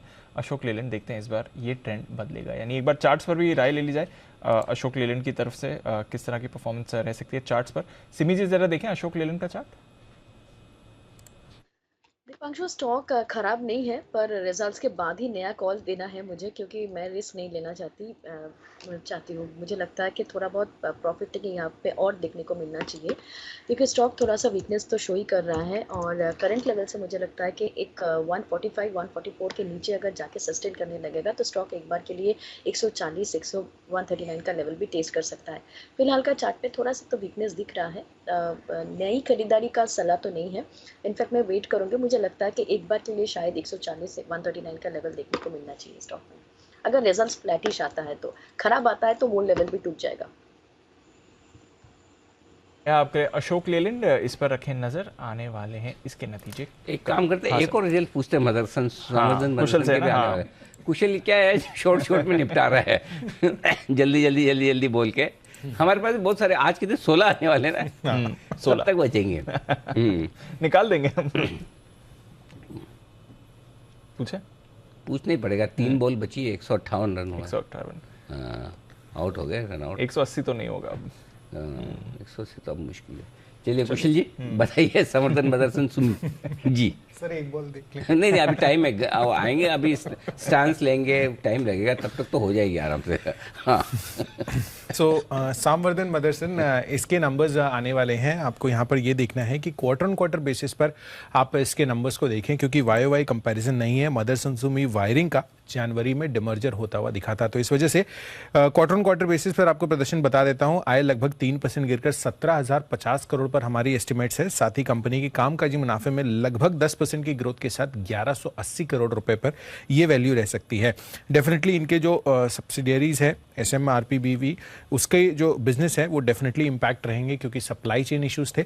बट कंपनी के मार्जिन 6.1% से बढ़कर 6.9% की एस्टिमेट हम लगाकर चल रहे हैं। तो बहुत ज़्यादा उतार चढ़ाव हमें इनके नंबर्स में नहीं देखने को मिलेगा। और मुनाफे के लिहाज से आप देखें तो लगभग 141 करोड़ से बढ़कर 185 करोड़ पर कंपनी अपने नंबर्स देख सकती है। टैक्स में थोड़े से रिविजन्स एक्सपेक्टेड है, इस वजह से जो मुनाफा है कंपनी का वो थोड़ा सा बढ़ता हुआ नजर आएगा। बट लार्जली बहुत ज़्यादा फायरवर्क सामवर्धन मदरसन से नहीं है। तो संवर्धन मदरसन सुनी, नंबर्स कमजोर आने की आशंका है। 120 वाला स्टॉक ऑलरेडी 70 के नीचे 65 पे आ भी चुका है। और कुशल का रिजल्ट का अनुमान बहुत ही बेहतरीन रहा।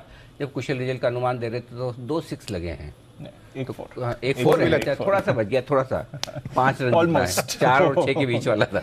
ओके तो क्या 1 बॉक्स कुशल एक आध और लिंक है तो लगे निकाल 2 बॉल तो और निकालनी हो, 1-2 और लिंक करवा दे तो बहुत बढ़िया रहे। लेकिन हाँ आखिरी बॉल है 168 तक तो पहुंच गए, नॉट बैड, रिस्पेक्टेबल है सर। जो लग रही थी सिचुएशन, सस्पेक्टेबल से रेस्पेक्टेबल स्कोर की तरफ हम पहुंच चुके हैं ना। अच्छा टोटल दे दिया, चेज अच्छी रहेगी।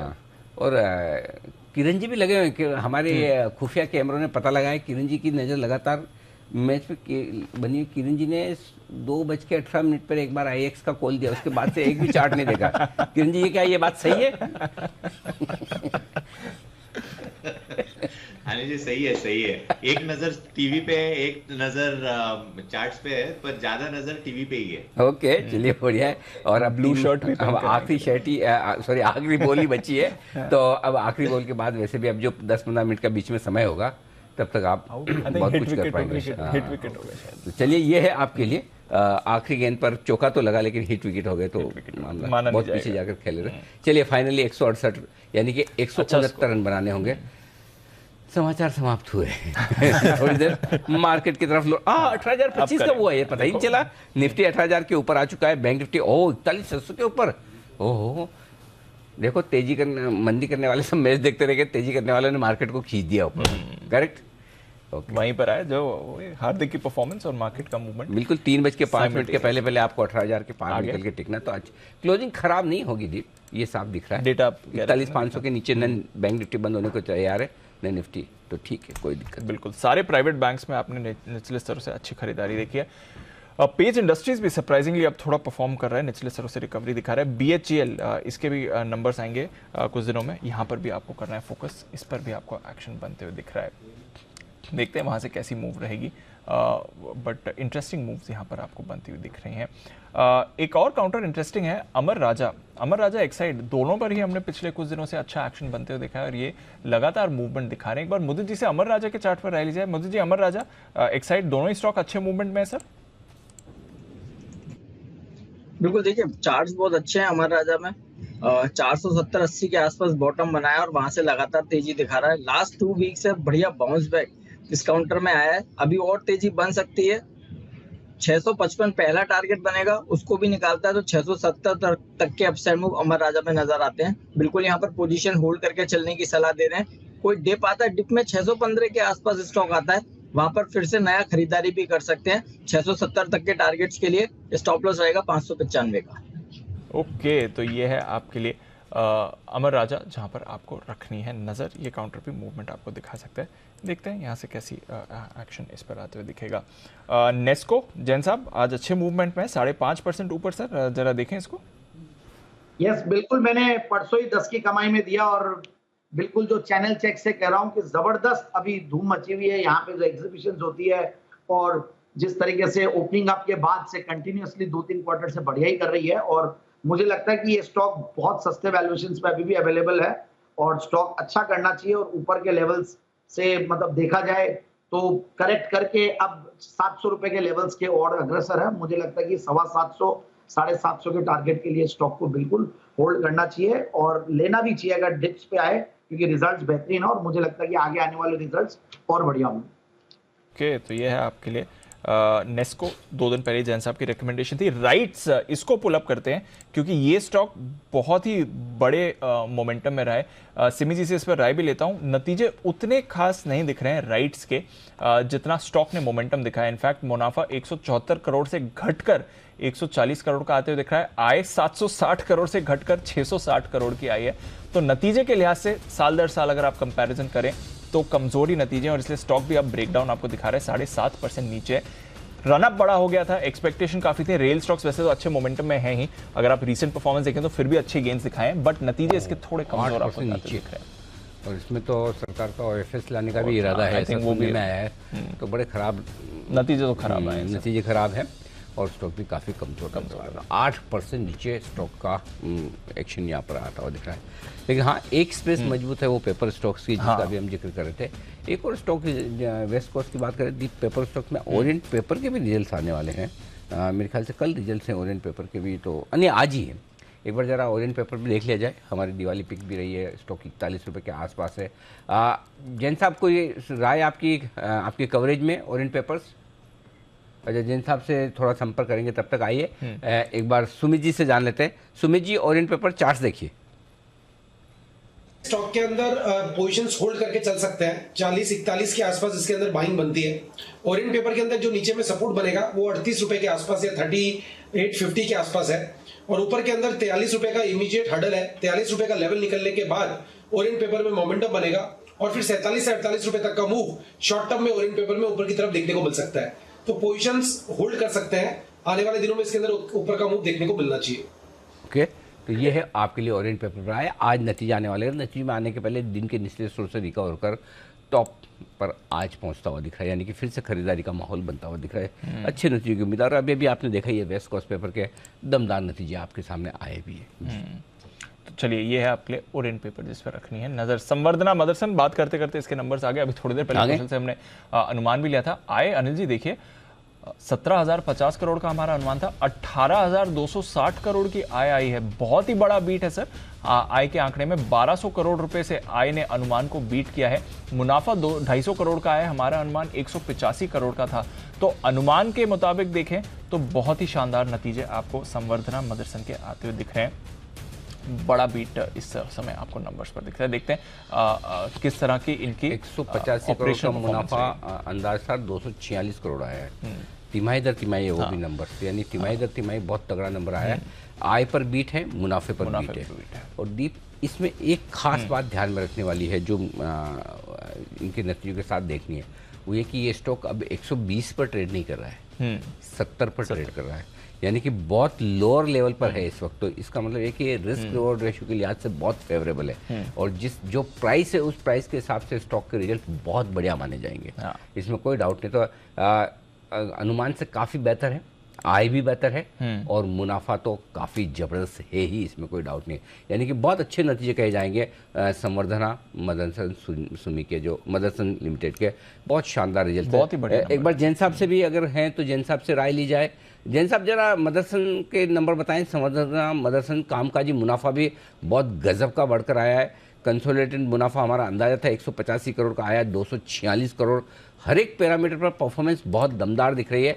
ऑपरेशनल प्रॉफिट 1077 करोड़ से बढ़कर 1403 करोड़, जबरदस्त है, बहुत ही बढ़िया ऑल राउंड परफॉर्मेंस है। मार्जिन एक्सपेंशन है सर, मार्जिन एक्सपेंशन, और सबसे बड़ी बात है, अच्छा 6.1% से 7.7%, बहुत जबरदस्त मार्जिन, जबरदस्त है, बहुत ही बढ़िया। और स्टॉक पिटा हुआ है, सबसे बड़ी बात है कि स्टॉक पिटा हुआ है। तो आई थिंक बढ़िया एक्शन में स्टॉक आ सकता है, आ सकते हैं, कम से कम टारगेट थोड़े बढ़ने तो चाहिए। जैन साहब जरा बताएं सर। नहीं, बिल्कुल, बहुत आपने जो अच्छी एनालिसिस जो मुझे लगी कि बहुत करेक्टेड स्टॉक है ऊपर के लेवल से, और ऐसे लेवल्स पे और ऐसे रिजल्ट को मार्केट सर्टेनली थम्स अप देगा। और जनरली रिजल्ट्स के पहले कई स्टॉक चले हुए रहते हैं तो वो एक्सपेक्टेशन में पहले ही चल चुके होते हैं, और यहाँ पे अब देखिए करेक्शन अच्छा खासा है, और जिन लेवल्स पे सपोर्ट लिया और वहां से एक वो कर रहा है, और मार्जिन बढ़ना, मार्केट सबसे ज्यादा थम्स अप अगर दे रहा है। और इनफैक्ट देखिए अभी बोलते बोलते आपके और हमारे बोलने के बाद 5% के लगभग तो ऑलरेडी चल चुका है। मुझे लगता है कि बिल्कुल स्टॉक को इन लेवल्स पे जिन्होंने ले रखा है वो तो होल्ड करे ही, और लिया भी जा सकता है। ऐसे रिजल्ट्स और ऐसे अगर जो मार्जिन बढ़ती है तो सर्टेनली, और फिर ऑटो इंसिलरी स्टॉक्स ओवरऑल बहुत बढ़िया कर रहे हैं। मेरे हिसाब से 85-90 के टारगेट्स के लिए स्टॉक को लिया जा सकता है। तो 85 और 90 के टारगेट के लिए खरीदा जा सकता है। तो बड़े टारगेट जैन साहब की तरफ से भी, और बड़ा बीट आपको नंबर्स पर आते हुए दिख रहा है संवर्धना मदरसन की तरफ से। ऑपरेशनली बढ़िया नंबर्स हैं। 6.9% के मार्जिन का हमने अनुमान लगाया था, उसके सामने 7.7% के मार्जिन हैं, और 6.1% से बढ़कर 7.7% के, तो बड़ा मार्जिन एक्सपेंशन कंपनी ने दिखाया है, और यही बाजार रिवॉर्ड भी कर रहा है, और इसलिए आप स्पाइक भी इस पर देख रहे हैं। ऑपरेशनली नंबर्स अच्छे होने चाहिए, यही बाजार को चाहिए इस बार के लिए, और यही मदरसन ने दिखाया है। अपोलो हॉस्पिटल्स, क्या इसको भी बाजार रिवॉर्ड करेगा? यहाँ पर कैसे नंबर्स आएंगे, नूपुर के साथ जानते हैं। नूपुर बताइए। नंबर्स काफ़ी कमज़ोर आने वाले हैं अपोलो हॉस्पिटल्स के, क्योंकि बेस जो है वो कोविड के चलते काफ़ी हाई है इस बार। हालांकि जो आय है वो करीबन 3,950 करोड़ के आसपास आ सकती है। 6% की बढ़त वहाँ पे दिखेगी, क्योंकि जो ओपीडी है वहाँ पे फुटफॉल्स में इंप्रूवमेंट है, तो उसी के चलते आय में अब बढ़त आती दिखेगी। लेकिन जो कामकाजी मुनाफा होगा वो 14% से घटकर इस बार 530 करोड़ के आसपास आ सकता है। मार्जिन्स में एक्सपेक्टेशन है कि 17% से कम होकर इस बार 13% के आसपास आते दिखेंगे, और जो मुनाफा होगा वो भी 24% से घटकर इस बार 203 करोड़ के आसपास आ सकता है। हॉस्पिटल कारोबार में एक्सपेक्टेशन है कि फ्लैट रहेगी, क्योंकि बेस काफ़ी हाई था। कोविड की जो बेस है वो अभी तक नॉर्मलाइज नहीं हुआ है, उसी के चलते जो एबिटा होगा हॉस्पिटल बिजनेस का, वहाँ पे आपको थोड़ी सी म्यूटेड 3 से 4% की ग्रोथ आती दिखेगी। फार्मेसी जो है वहाँ पे काफ़ी बढ़िया एक्सपेक्टेशन है, 35% ग्रोथ वहाँ पे आ सकती है। कंपनी की जो ऑनलाइन 24/7 है उसमें अभी काफ़ी इन्वेस्टमेंट्स चल रहे हैं, काफ़ी खर्चे हो रहे हैं, उसी के चलते मार्जिन पे यहाँ से एडिशनल इम्पैक्ट आपको दिखेगा। अच्छा, एक इम्पैक्ट वहाँ से भी आ सकते हैं। हाँ। ओके, तो देखते हैं कैसे रिएक्ट करेंगे अपोलो हॉस्पिटल्स। फिलहाल नंबर से पहले थोड़ा सुस्त आपको दिख रहा है, बट सुमित जी, आपका एक चहीता काउंटर NHPC, जरा इसका चार्ट पुलअप करें सर। मुनाफा 1335 करोड़ से बढ़कर 1536 करोड़ का आते हुए दिखा है। पावर कंपनीज की तरफ से हम अच्छी परफॉर्मेंस का अनुमान लगा ही रहे हैं इस बार थ्रू आउट, और आय यहाँ पर 2940 करोड़ से बढ़कर 3366 करोड़ की आई है। तो जबरदस्त परफॉर्मेंस NHPC की तरफ से भी मानी जाएगी सुमित जी, और स्टॉक भी इस समय रिएक्ट कर रहा है। कामकाजी मुनाफा देखिए 1888 करोड़ से बढ़कर 2188 करोड़ का आते हुए दिखा है, और स्टॉक में अब आपको एक स्पाइक भी बनते हुए दिख रहा है। अच्छी ऑपरेशनल परफॉर्मेंस, अच्छी ओवरऑल परफॉर्मेंस NHPC की तरफ से। चार्ट सुमित जी। दीपांशु, रिजल्ट का इंपैक्ट चार्ट्स के ऊपर भी दिख रहा है, स्टॉक के प्राइस एक्शन में भी दिख रहा है। स्टॉक लोअर लेवल से एक अच्छा बाउंस दिखा रहा है, और 44 के आसपास अभी स्टॉक आ चुका है। स्टॉक का जो कल का हाई है, जैसे ही वो निकलेगा 44.75 का, तो उसके बाद स्टॉक में मोमेंटम और बढ़ेगा, और फिर ऊपर में स्टॉक के अंदर एक बढ़िया मूव देखने को मिल सकता है, जिसमें 47 रुपए से लेकर 48 रुपए तक के लेवल NHPC में देखने को मिल सकते हैं। NHPC का जो नीचे में चार्ट्स के ऊपर सपोर्ट दिखाई दे रहा है वो 41.50 से 42 के पास है, तो 42 का इसके अंदर ट्रेलिंग स्टॉप लॉस अभी होना चाहिए, और कल का हाई निकलने के बाद 47 से 48 रुपए तक का मूव NHPC में ऊपर की तरफ आने वाले दिनों में देखने को मिल सकता है। पोजीशंस होल्ड करके चल सकते हैं। तो पोजीशंस होल्ड करके चलिए। NHPC स्टॉक रिएक्ट कर रहा है, ऑपरेशनली भी नंबर्स अच्छे रहे हैं इनके, और इसलिए आप स्टॉक पर भी मूवमेंट आते हुए दिख रहे हैं। बाटा करते हैं इस पर भी फोकस, नंबर्स के लिहाज से कंजम्पशन स्टॉक है। नूपुर बताइए, बाटा कैसी रहेगी इसकी चार्ट? बाटा के नंबर्स भी अगर हम देखें तो काफ़ी मजबूत आने की एक्सपेक्टेशन है इस बार। जो कंपनी की आय होगी वो करीबन 36% बढ़कर इस बार आ सकती है, 835 करोड़ के आसपास का अनुमान है। जो कामकाजी मुनाफा है वो 119 से बढ़कर इस बार 204 करोड़ के आसपास आता दिखेगा। कंपनी ने काफ़ी ज़्यादा प्राइस हाइक लिया था, तो रियलाइजेशन काफ़ी बढ़िया है, उसी के चलते आपको इतनी अच्छी स्ट्रॉन्ग ग्रोथ दिखेगी। और मार्जिन भी इस बार एक्सपेक्टेड है कि 19 से बढ़कर 24% के आसपास आ सकते हैं। मुनाफा होगा वो करीबन 88 करोड़ के आसपास आता दिखेगा, पिछले साल 37 करोड़ के आसपास का था। प्री कोविड के पार इस बार एक्सपेक्टेशन है कि डिमांड जा चुकी है, उसी का बेनिफिट दिखेगा। और ग्रॉस मार्जिन में भी जो प्राइस हाइक्स कंपनी ने लिए उसके चलते आपको काफ़ी हद तक सुधार भी दिखेगा। कंपनी ने कई नए एडिशन स्टोर्स भी खोले, तो वहाँ से जो बेनिफिट है, जो स्टोर एडिशन के चलते रेवेन्यू में बेनिफिट है, उसी के चलते इतनी स्ट्रॉन्ग ग्रोथ एक्सपेक्टेड है। तो बाटा की तरफ से स्ट्रॉन्ग ग्रोथ रहेगी। चार्ट ने कुछ ऐसा खास मूवमेंट दिखाया नहीं है, बाटा की सुस्त काउंटर ही रहा है। किरण जी जरा देखें, बाटा का चार्ट 1850 की रेंज पे आता है, वहां से हर बार गिरता ही है। जरा देखें सर इसकी chart. Deep at the same time अगर ऐसा देखा जाए तो 1750-55 के आसपास आता है तो उधर से भी एक बाउंस बैक देखने को मिलता है। तो मैं मानता हूं कि इसी रेंज में ट्रेड करता नजर आ जाएगा। 1750 on the lower side, 1850 on the higher side, और ये मेक और ब्रेक लेवल्स रहेंगे। इनफैक्ट 1850 नहीं 1860 रहेगा। तो मेरा 1750 1860 ये रेंज रहेगा। इसके ऊपर या नीचे फ्रेश पोजिशन बनाने चाहिए, उसके बीच में कुछ न करने की सलाह होगी। तो रेंज में ही है 1750 से 1850। आइदर साइड अगर रेंज से बाहर निकलता है फिर सोचिए बाटा के लिए, अदरवाइज कुछ ज़्यादा खास नहीं है। बट नतीजे एक बार देख लेंगे क्योंकि अनलॉक भी था, स्कूल्स भी खुले थे, ऑफिसेज भी खुले थे इस बार, थोड़ा प्री फेस्टिव बाइंग भी थी, तो ओवरऑल परफॉर्मेंस इंटरेस्टिंग रह सकती है। बर्जर पेंट्स, इस पर भी एक बार राय ली जाए नुपुर की तरफ से, अनुमान क्या है नुपुर, बताइए बर्जर पेंट्स। बिल्कुल, जैसे कि पेंट कंपनीज के नतीजे काफ़ी मिले जुले आते दिखे। जो कंपनी की आय होती है वहाँ पे तो बढ़त होती है क्योंकि प्राइस हाइक के चलते रियलाइजेशंस काफ़ी बेटर है, तो वैल्यू ग्रोथ है। लेकिन मार्जिन जिस हिसाब से रॉ मटेरियल के प्राइस बढ़े थे तो हर कंपनी के डिक्लाइन होते ही दिखे। यहाँ भी एक्सपेक्टेशन वैसी है, सेम टू सेम। आय देखे तो इस बार 21% से बढ़कर आ सकती है 2692 करोड़ के आसपास। जो कामकाजी मुनाफा होगा वो 13% से इस बार बढ़कर आ सकता है। मार्जिन में डिक्लाइन हो सकता है 150 बेसिस पॉइंट का, 16 से कम होकर 15% के आसपास। जो डेकोरेटिव पेंट सेगमेंट है डोमेस्टिक, वहाँ पे इस बार एक्सपेक्टेशन है कि वॉल्यूम ग्रोथ काफ़ी फ्लैट आती दिखेगी, इसलिए आपको सिर्फ वैल्यू ग्रोथ दिखेगी। प्राइस हाइक के चलते कम से कम 20 से 21% का ग्रोथ एक्सपेक्टेड है जो कंपनी की टोटल आय है उसमें। ओके, तो ये है आपके लिए बर्जर पेंट्स। थोड़े मिले जुले यहाँ पर आपको नतीजे आते हुए देख सकते हैं। मार्जिन प्रेशर यही इस समय की कहानी बना हुआ है और यहाँ पर देखते हैं बर्जर पेंट्स का कितना बड़ा इंपैक्ट आएगा। थोड़ा स्टॉक इस समय रिकवरी के मूड में दिख रहा है। आखिरी 10 मिनट बाजार में भी हमने एक बढ़िया रिकवरी देखी है। किन लेवल्स पर होगी क्लोजिंग, क्या करके जाना है कल के लिए, आइए जानते हैं अनिल जी के साथ आज की फाइनल मार्केट स्ट्रैटेजी।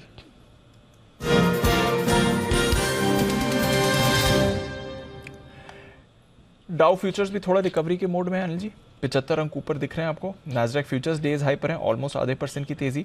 यूरोप के बाजार में मामूली गिरावट है, कच्चा तेल थोड़ा मोमेंटम में आ रहा है, रुपया 35 पैसे कमजोर है।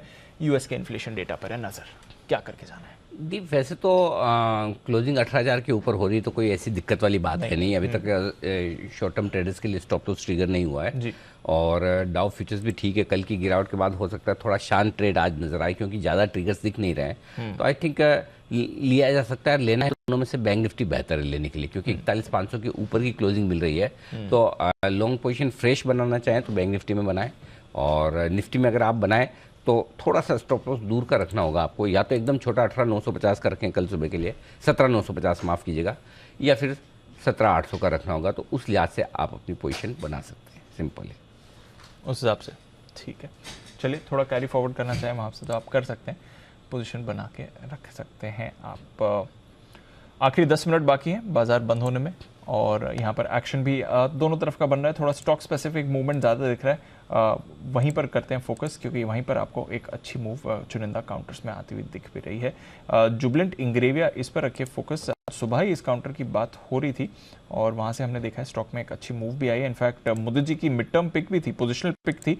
आज SPL मिड कैप्स हैं और मोदी जी वहाँ से एक्शन में भी आ रहे हैं। जुबलेंट इंग्रेविया ट्रेड के लिहाज से अगर कोई पोजीशन लेनी है, डेज हाई पर ट्रेड कर रहा है तो क्या करना है? अगर किसी ने निचले स्तरों पर ट्रेड के लिए लिया है तो क्या सलाह होगी इस समय सर? दीप तेजी बनाएगा और फ्रेश ब्रेकआउट हुआ है चार्ट्स पर और हमने 720 के टारगेट्स सुझाए हैं। बहुत जल्द 720 के टारगेट्स नजर आएंगे क्योंकि 7-8 महीने से जो कंसोलिडेशन था उसमें inverse head and shoulder pattern बनाया, उसका ब्रेकआउट सुबह ही दे दिया और उसके बाद लगातार ये काउंटर तेजी दिखा रहा है। तो चार्ट के लिए अभी साउंड है, यहाँ से और तेजी दिखाएगा। पोजीशनल टारगेट 720 के निकल कर आते हैं और अगर यहाँ से कोई 4-5 दिन के हिसाब से भी पोजीशन बनाना चाहता है तो बिल्कुल यहाँ पे लॉन्ग करके चल सकते हैं। पहला टारगेट बनेगा 610 का, वो भी निकालता है तो 640 तक के भी अपसाइड मूव जुबलेंट इंग्रेविया में नजर आते हैं। आपके लिए जुबलेंट इंग्रेविया पोजिशनल बेसिस पर तो मोदी जी को पसंद है और ब्रेकआउट भी आया है, तो अगर आप चाहें तो स्टॉप लॉस ट्रेल करिए और थोड़ा अपना टारगेट बढ़ाते रहिए। मिसेस बेक्टर्स फूड के भी नतीजे आते हुए दिखे, स्टॉक 2.5% कमजोर है। मुनाफे में आपने हल्की बढ़त देखी, 18 करोड़ से बढ़कर 22 करोड़ का यहाँ पर आपको मुनाफा आते हुए दिख रहा है। कुछ ज़्यादा खास मुनाफे का आंकड़ा तो नहीं है। जहाँ तक बेक्टर्स फूड का सवाल है, देखना पड़ेगा कि रेवेन्यू ग्रोथ कैसी रही है और ओवरऑल वॉल्यूम ग्रोथ कैसी है। रेवेन्यू ग्रोथ तो बढ़िया रही है, 250 करोड़ से बढ़कर 350 करोड़ की आय की बढ़त आई है। तो रेवेन्यू फ्रंट पर तो इन्होंने अच्छी परफॉर्मेंस दिखाई है। मुनाफा उतना शानदार नहीं रहा है मिसेस बेक्टर्स फूड का। बंसल जी एक बार जरा चार्ट देखेंगे सर। बिल्कुल दिवांशु यहाँ पे चार्ट देखें तो चार्ट तो पॉजिटिव है, नतीजों के बाद थोड़ी सी करेक्शन बनी है, गिरावट पे खरीदारी की राय है। आज भी देखें तो 392 के स्तरों से स्टॉक में एक रिबाउंड देखने को मिला है, तो जिनके पास है होल्ड करें। नीचे में 400 के नीचे मिलता है तो यहाँ पर बाइंग करनी चाहिए मिसेस बेक्टर फूड में। ओके, तो ये है आपके लिए Mrs Bector's food. Revenue growth अच्छी रही है बट अदरवाइज कुछ ज़्यादा शानदार परफॉर्मेंस नहीं है इस काउंटर की। मुनाफे में तो हमने कुछ हल्का सी बढ़त देखी है। रखेंगे इस पर फोकस। कंजम्पशन पैक से और एक काउंटर आते हुए दिख रहा है। आइए कॉनकॉर, इस पर कर लेते हैं फोकस। ये भी काउंटर इंटरेस्टिंग रहेगा क्योंकि नतीजों के लिहाज से इम्पॉर्टेंट है। दूसरा डाइवेस्टमेंट कैंडिडेट तो है ही, उसका अपडेट कैसा रहेगा। बाकी इस स्पेस की कंपनीज के नतीजे थोड़े इस बार मिले जुले रहे हैं बट इंटरनेशनल ट्रेड का एक अच्छा रिफ्लेक्शन आपको इससे पता चलता है, इकोनॉमी के हालात का अच्छा रिफ्लेक्शन पता चलता है। प्री फेस्टिव बाइंग में यहाँ पर भी एक्शन बना होगा क्योंकि ट्रेड एक्टिविटी ज़रूर बढ़ती है प्री फेस्टिव सीजन में। देखते हैं इसकी परफॉर्मेंस कैसी आएगी। आशीष हमारे साथ तैयार बताने के लिए। आशीष बताइए क्या है अनुमान बाजार का? ठीक है दीपांशु, जो नतीजे मेरे पास सामने है इसके हिसाब से अगर देखूं तो कंपनी की जो आय है इसमें आपको 13% की ग्रोथ नजर आएगी। यानी पिछले साल करीब करीब 1824 करोड़ के आसपास की आई थी, इस बार जो है आपको 2065 करोड़ का अनुमान देखने को मिल रहा है। साथ में जो कामकाजी मुनाफा है यहाँ पर भी जो ग्रोथ है 17% की है। मार्जिन के लिहाज से भी देखें तो 23% से बढ़कर 24% रहेंगे इनके कामकाजी मुनाफे, यानी ग्रोथ आपको काफ़ी बढ़िया यहाँ पर देखने को मिल सकती है। तो नतीजे अगर आप देखें तो यहाँ पर ठीक ठाक नज़र आ रहे हैं। तो यहाँ पर फोकस करके चलना है कि मुनाफा जो है यहाँ पर आपको ग्रोथ है, आय में भी अगर आप देखें तो ग्रोथ आपको नजर आएगी और मार्जिन के दम पर भी थोड़ा बहुत ठीक ठाक प्रदर्शन देखने को मिलेगा। ओके, तो ये है आपके लिए कॉनकॉर। ठीक ठाक प्रदर्शन देखने को मिल सकता है। कुछ ज़्यादा खास अनुमान है नहीं इस कंपनी की तरफ से। जैन साहब रेडार पर है कॉनकॉर? कॉनकॉर रेडार पे है और मतलब मुझे समहाउ एक बहुत बड़ा मूव ये दे चुका और समहाउ जो न्यूज़ थी अभी डिसइन्वेस्टमेंट वाली इसको लेकर, बीपीसीएल को लेकर, उस पर बहुत ज़्यादा एक्शन हो नहीं रहा है। तो बस यही रीज़न है कि वैल्यूएशंस के लिहाज से अच्छा खासा चल चुका और महंगा भी है। और दूसरी बात है पीएसयूज में जब ये डिसइन्वेस्टमेंट की बात आने लग गई है तो थोड़े पीएसयूज में फ्लेवर अब थोड़ा सा कम होगा और मार्केट चलने लगे तो मैं तो कहूंगा कि एक तरीके से पार्टी ऊपर ही बना ये न्यूज और कहीं ना कहीं और भी पीएसयूज में होगा। और यहाँ पे स्ट्रैटेजिक डिसइन्वेस्टमेंट की बात चल रही है, इसलिए डिसइन्वेस्टमेंट का रिस्क तो नहीं है बट फिर भी मैं ये कहूंगा कि ऑलरेडी चल चुका है, थोड़ा वेट करना चाहिए डिक्लाइंस का। चल चुका है तो थोड़ा डिक्लाइंस का वेट कर लीजिए। ये है आपके लिए कॉनकॉर। हिंडाल्को, इस पर करते हैं फोकस। 2-3 दिनों में एल्यूमिनियम के प्राइसेस भी अच्छे रहे बट ऑफ कोर्स पिछली तिमाही की परफॉर्मेंस कैसी है नतीजों के लिहाज से? आशीष बताइए। पांचो अच्छी नहीं है, काफी हद तक अगर आप देखें तो मुनाफे में भी 35% की ग्रोथ रहेगी। लेकिन हिंडाल्को के नतीजों में एक चीज खास होती है, कंसिस्टेंटली मैं देख रहा हूँ कि इनके जो नॉन एलएमई प्रोडक्ट्स होते हैं यानी वैल्यू एडेड प्रोडक्ट्स, यहाँ पर जो मार्जिन है वो बेटर होते हैं। तो इसके मुकाबले आप देखिए थोड़ा बहुत सहारा देखने को मिल सकता है। लेकिन क्योंकि कीमतें घटी हैं, कॉपर की भी घटी हैं, एल्यूमिनियम की भी घटी है, तो आपको जो आय है इसमें आपको करीब करीब 2% की गिरावट देखने को मिल सकती है। जो नंबर्स मैं आपको बता रहा हूँ कंसोलिडेटेड है। तो यहाँ पर एबिटा भी अगर आप देखें तो 26% की डी ग्रोथ है, 7,555 से घटकर 5,616 करोड़ के आसपास का जो एबिटा का अनुमान लगाया जा रहा है। और मार्जिन की भी बात की जाए तो 16% से घटकर 12% और मुनाफे में भी जैसे मैंने आपको बताया कि 35% की गिरावट के साथ 2,242 करोड़ का बाजार अनुमान लगाकर चल रहा है। लेकिन खास होगा वैल्यू एडेड प्रोडक्ट्स, अब तक हमने देखा हिस्टोरिकली हमेशा यहाँ से सपोर्ट मिलता है, तो यहाँ पर अभी भी उम्मीद है। लेकिन नतीजे वैसे अगर आप देखें तो कमजोर है, कुछ ज़्यादा खास नतीजे है नहीं हिंडाल्को की तरफ से। चार्ट्स पर भी एक बार सिमी जी की राय ली जाए। सिमी जी, हिंडाल्को 415 का लेवल। दीपांशु, मुझे लगता है कि थोड़ा सा टाइम यहाँ पे देना पड़ेगा। चार्ट में उतना बहुत बड़ा कुछ तो नहीं दिख रहा है पर सपोर्ट इसका करीब 410-408 के बीच में है। अगर सपोर्ट होल्ड करता है तो रिकवरी एक्सपेक्टेड है। और ऊपर में जो भी मैं देख रही हूँ कि 435-40 के आसपास जाके मोमेंटम खत्म हो जाता है। तो जब इसमें 435-40 के ऊपर जब ब्रेकआउट मिलेगी तभी इसमें फ्रेश खरीदारी का कॉल देना है। फिलहाल तो डाउनसाइड का इंतजार करना पड़ेगा। 410 से 405 के आसपास सपोर्ट है, वो अगर होल्ड करे तो ठीक है और ऊपर में 440 को ब्रेकआउट का इंतजार करना है फ्रेश खरीदारी करने के लिए। जैन साहब, एशियन ग्रेनिटो मुनाफे से घाटे में आई है कंपनी सर। नंबर स्क्रीन पर फ्लैश हो रहे हैं। 54 करोड़ के मुनाफे के मुकाबले 7.5 करोड़ रुपए का घाटा है। कंसोलिडेटेड बेसिस पर मैं नंबर्स ये रीड कर रहा हूँ। आय हालांकि हल्की बढ़त दिखा रही, 376 करोड़ से बढ़कर 400 करोड़ की आय आई है बट मुनाफे से घाटे में आ रही है एशियन ग्रेनिटो सर।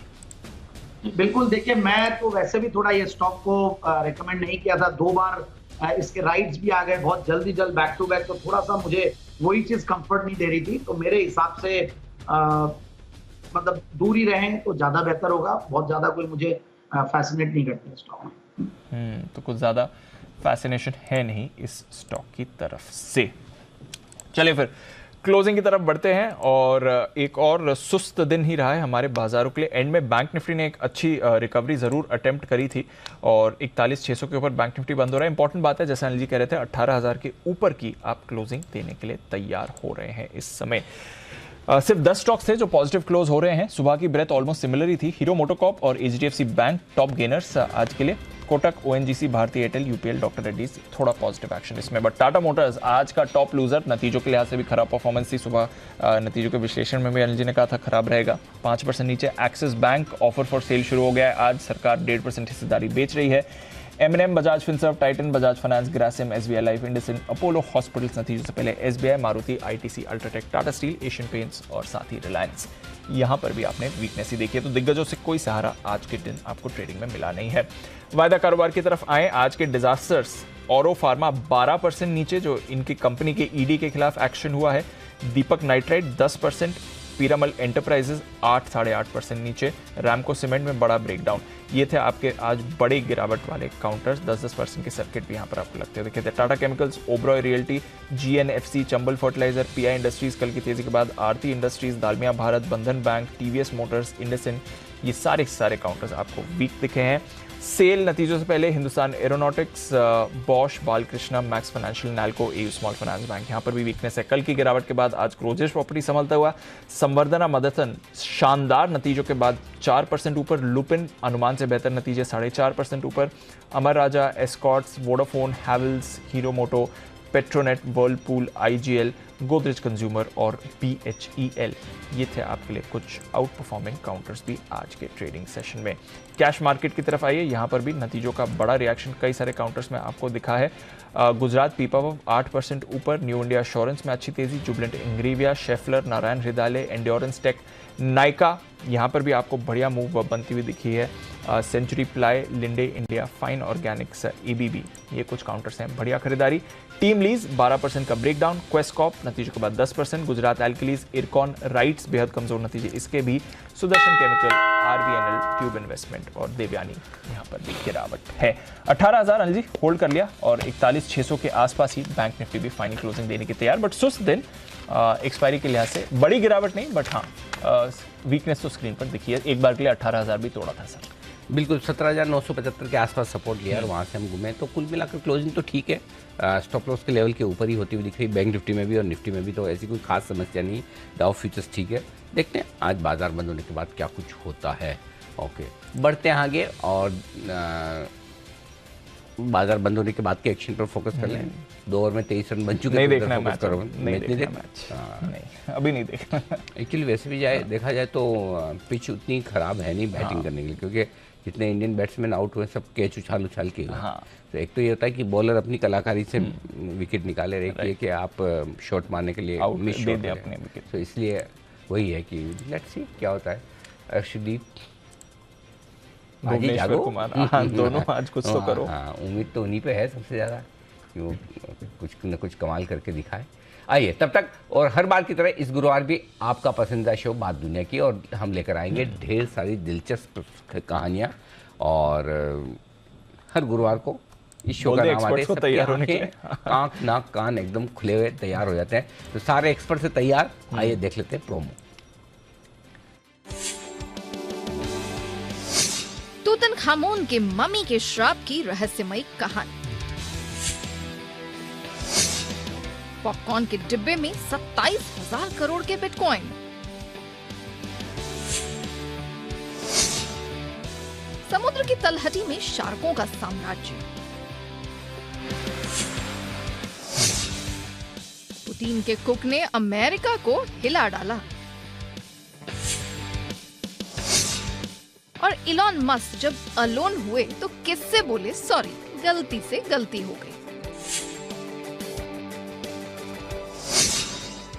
देखिए बात दुनिया की आज शाम 4:26 पर, सिर्फ जी बिजनेस पर।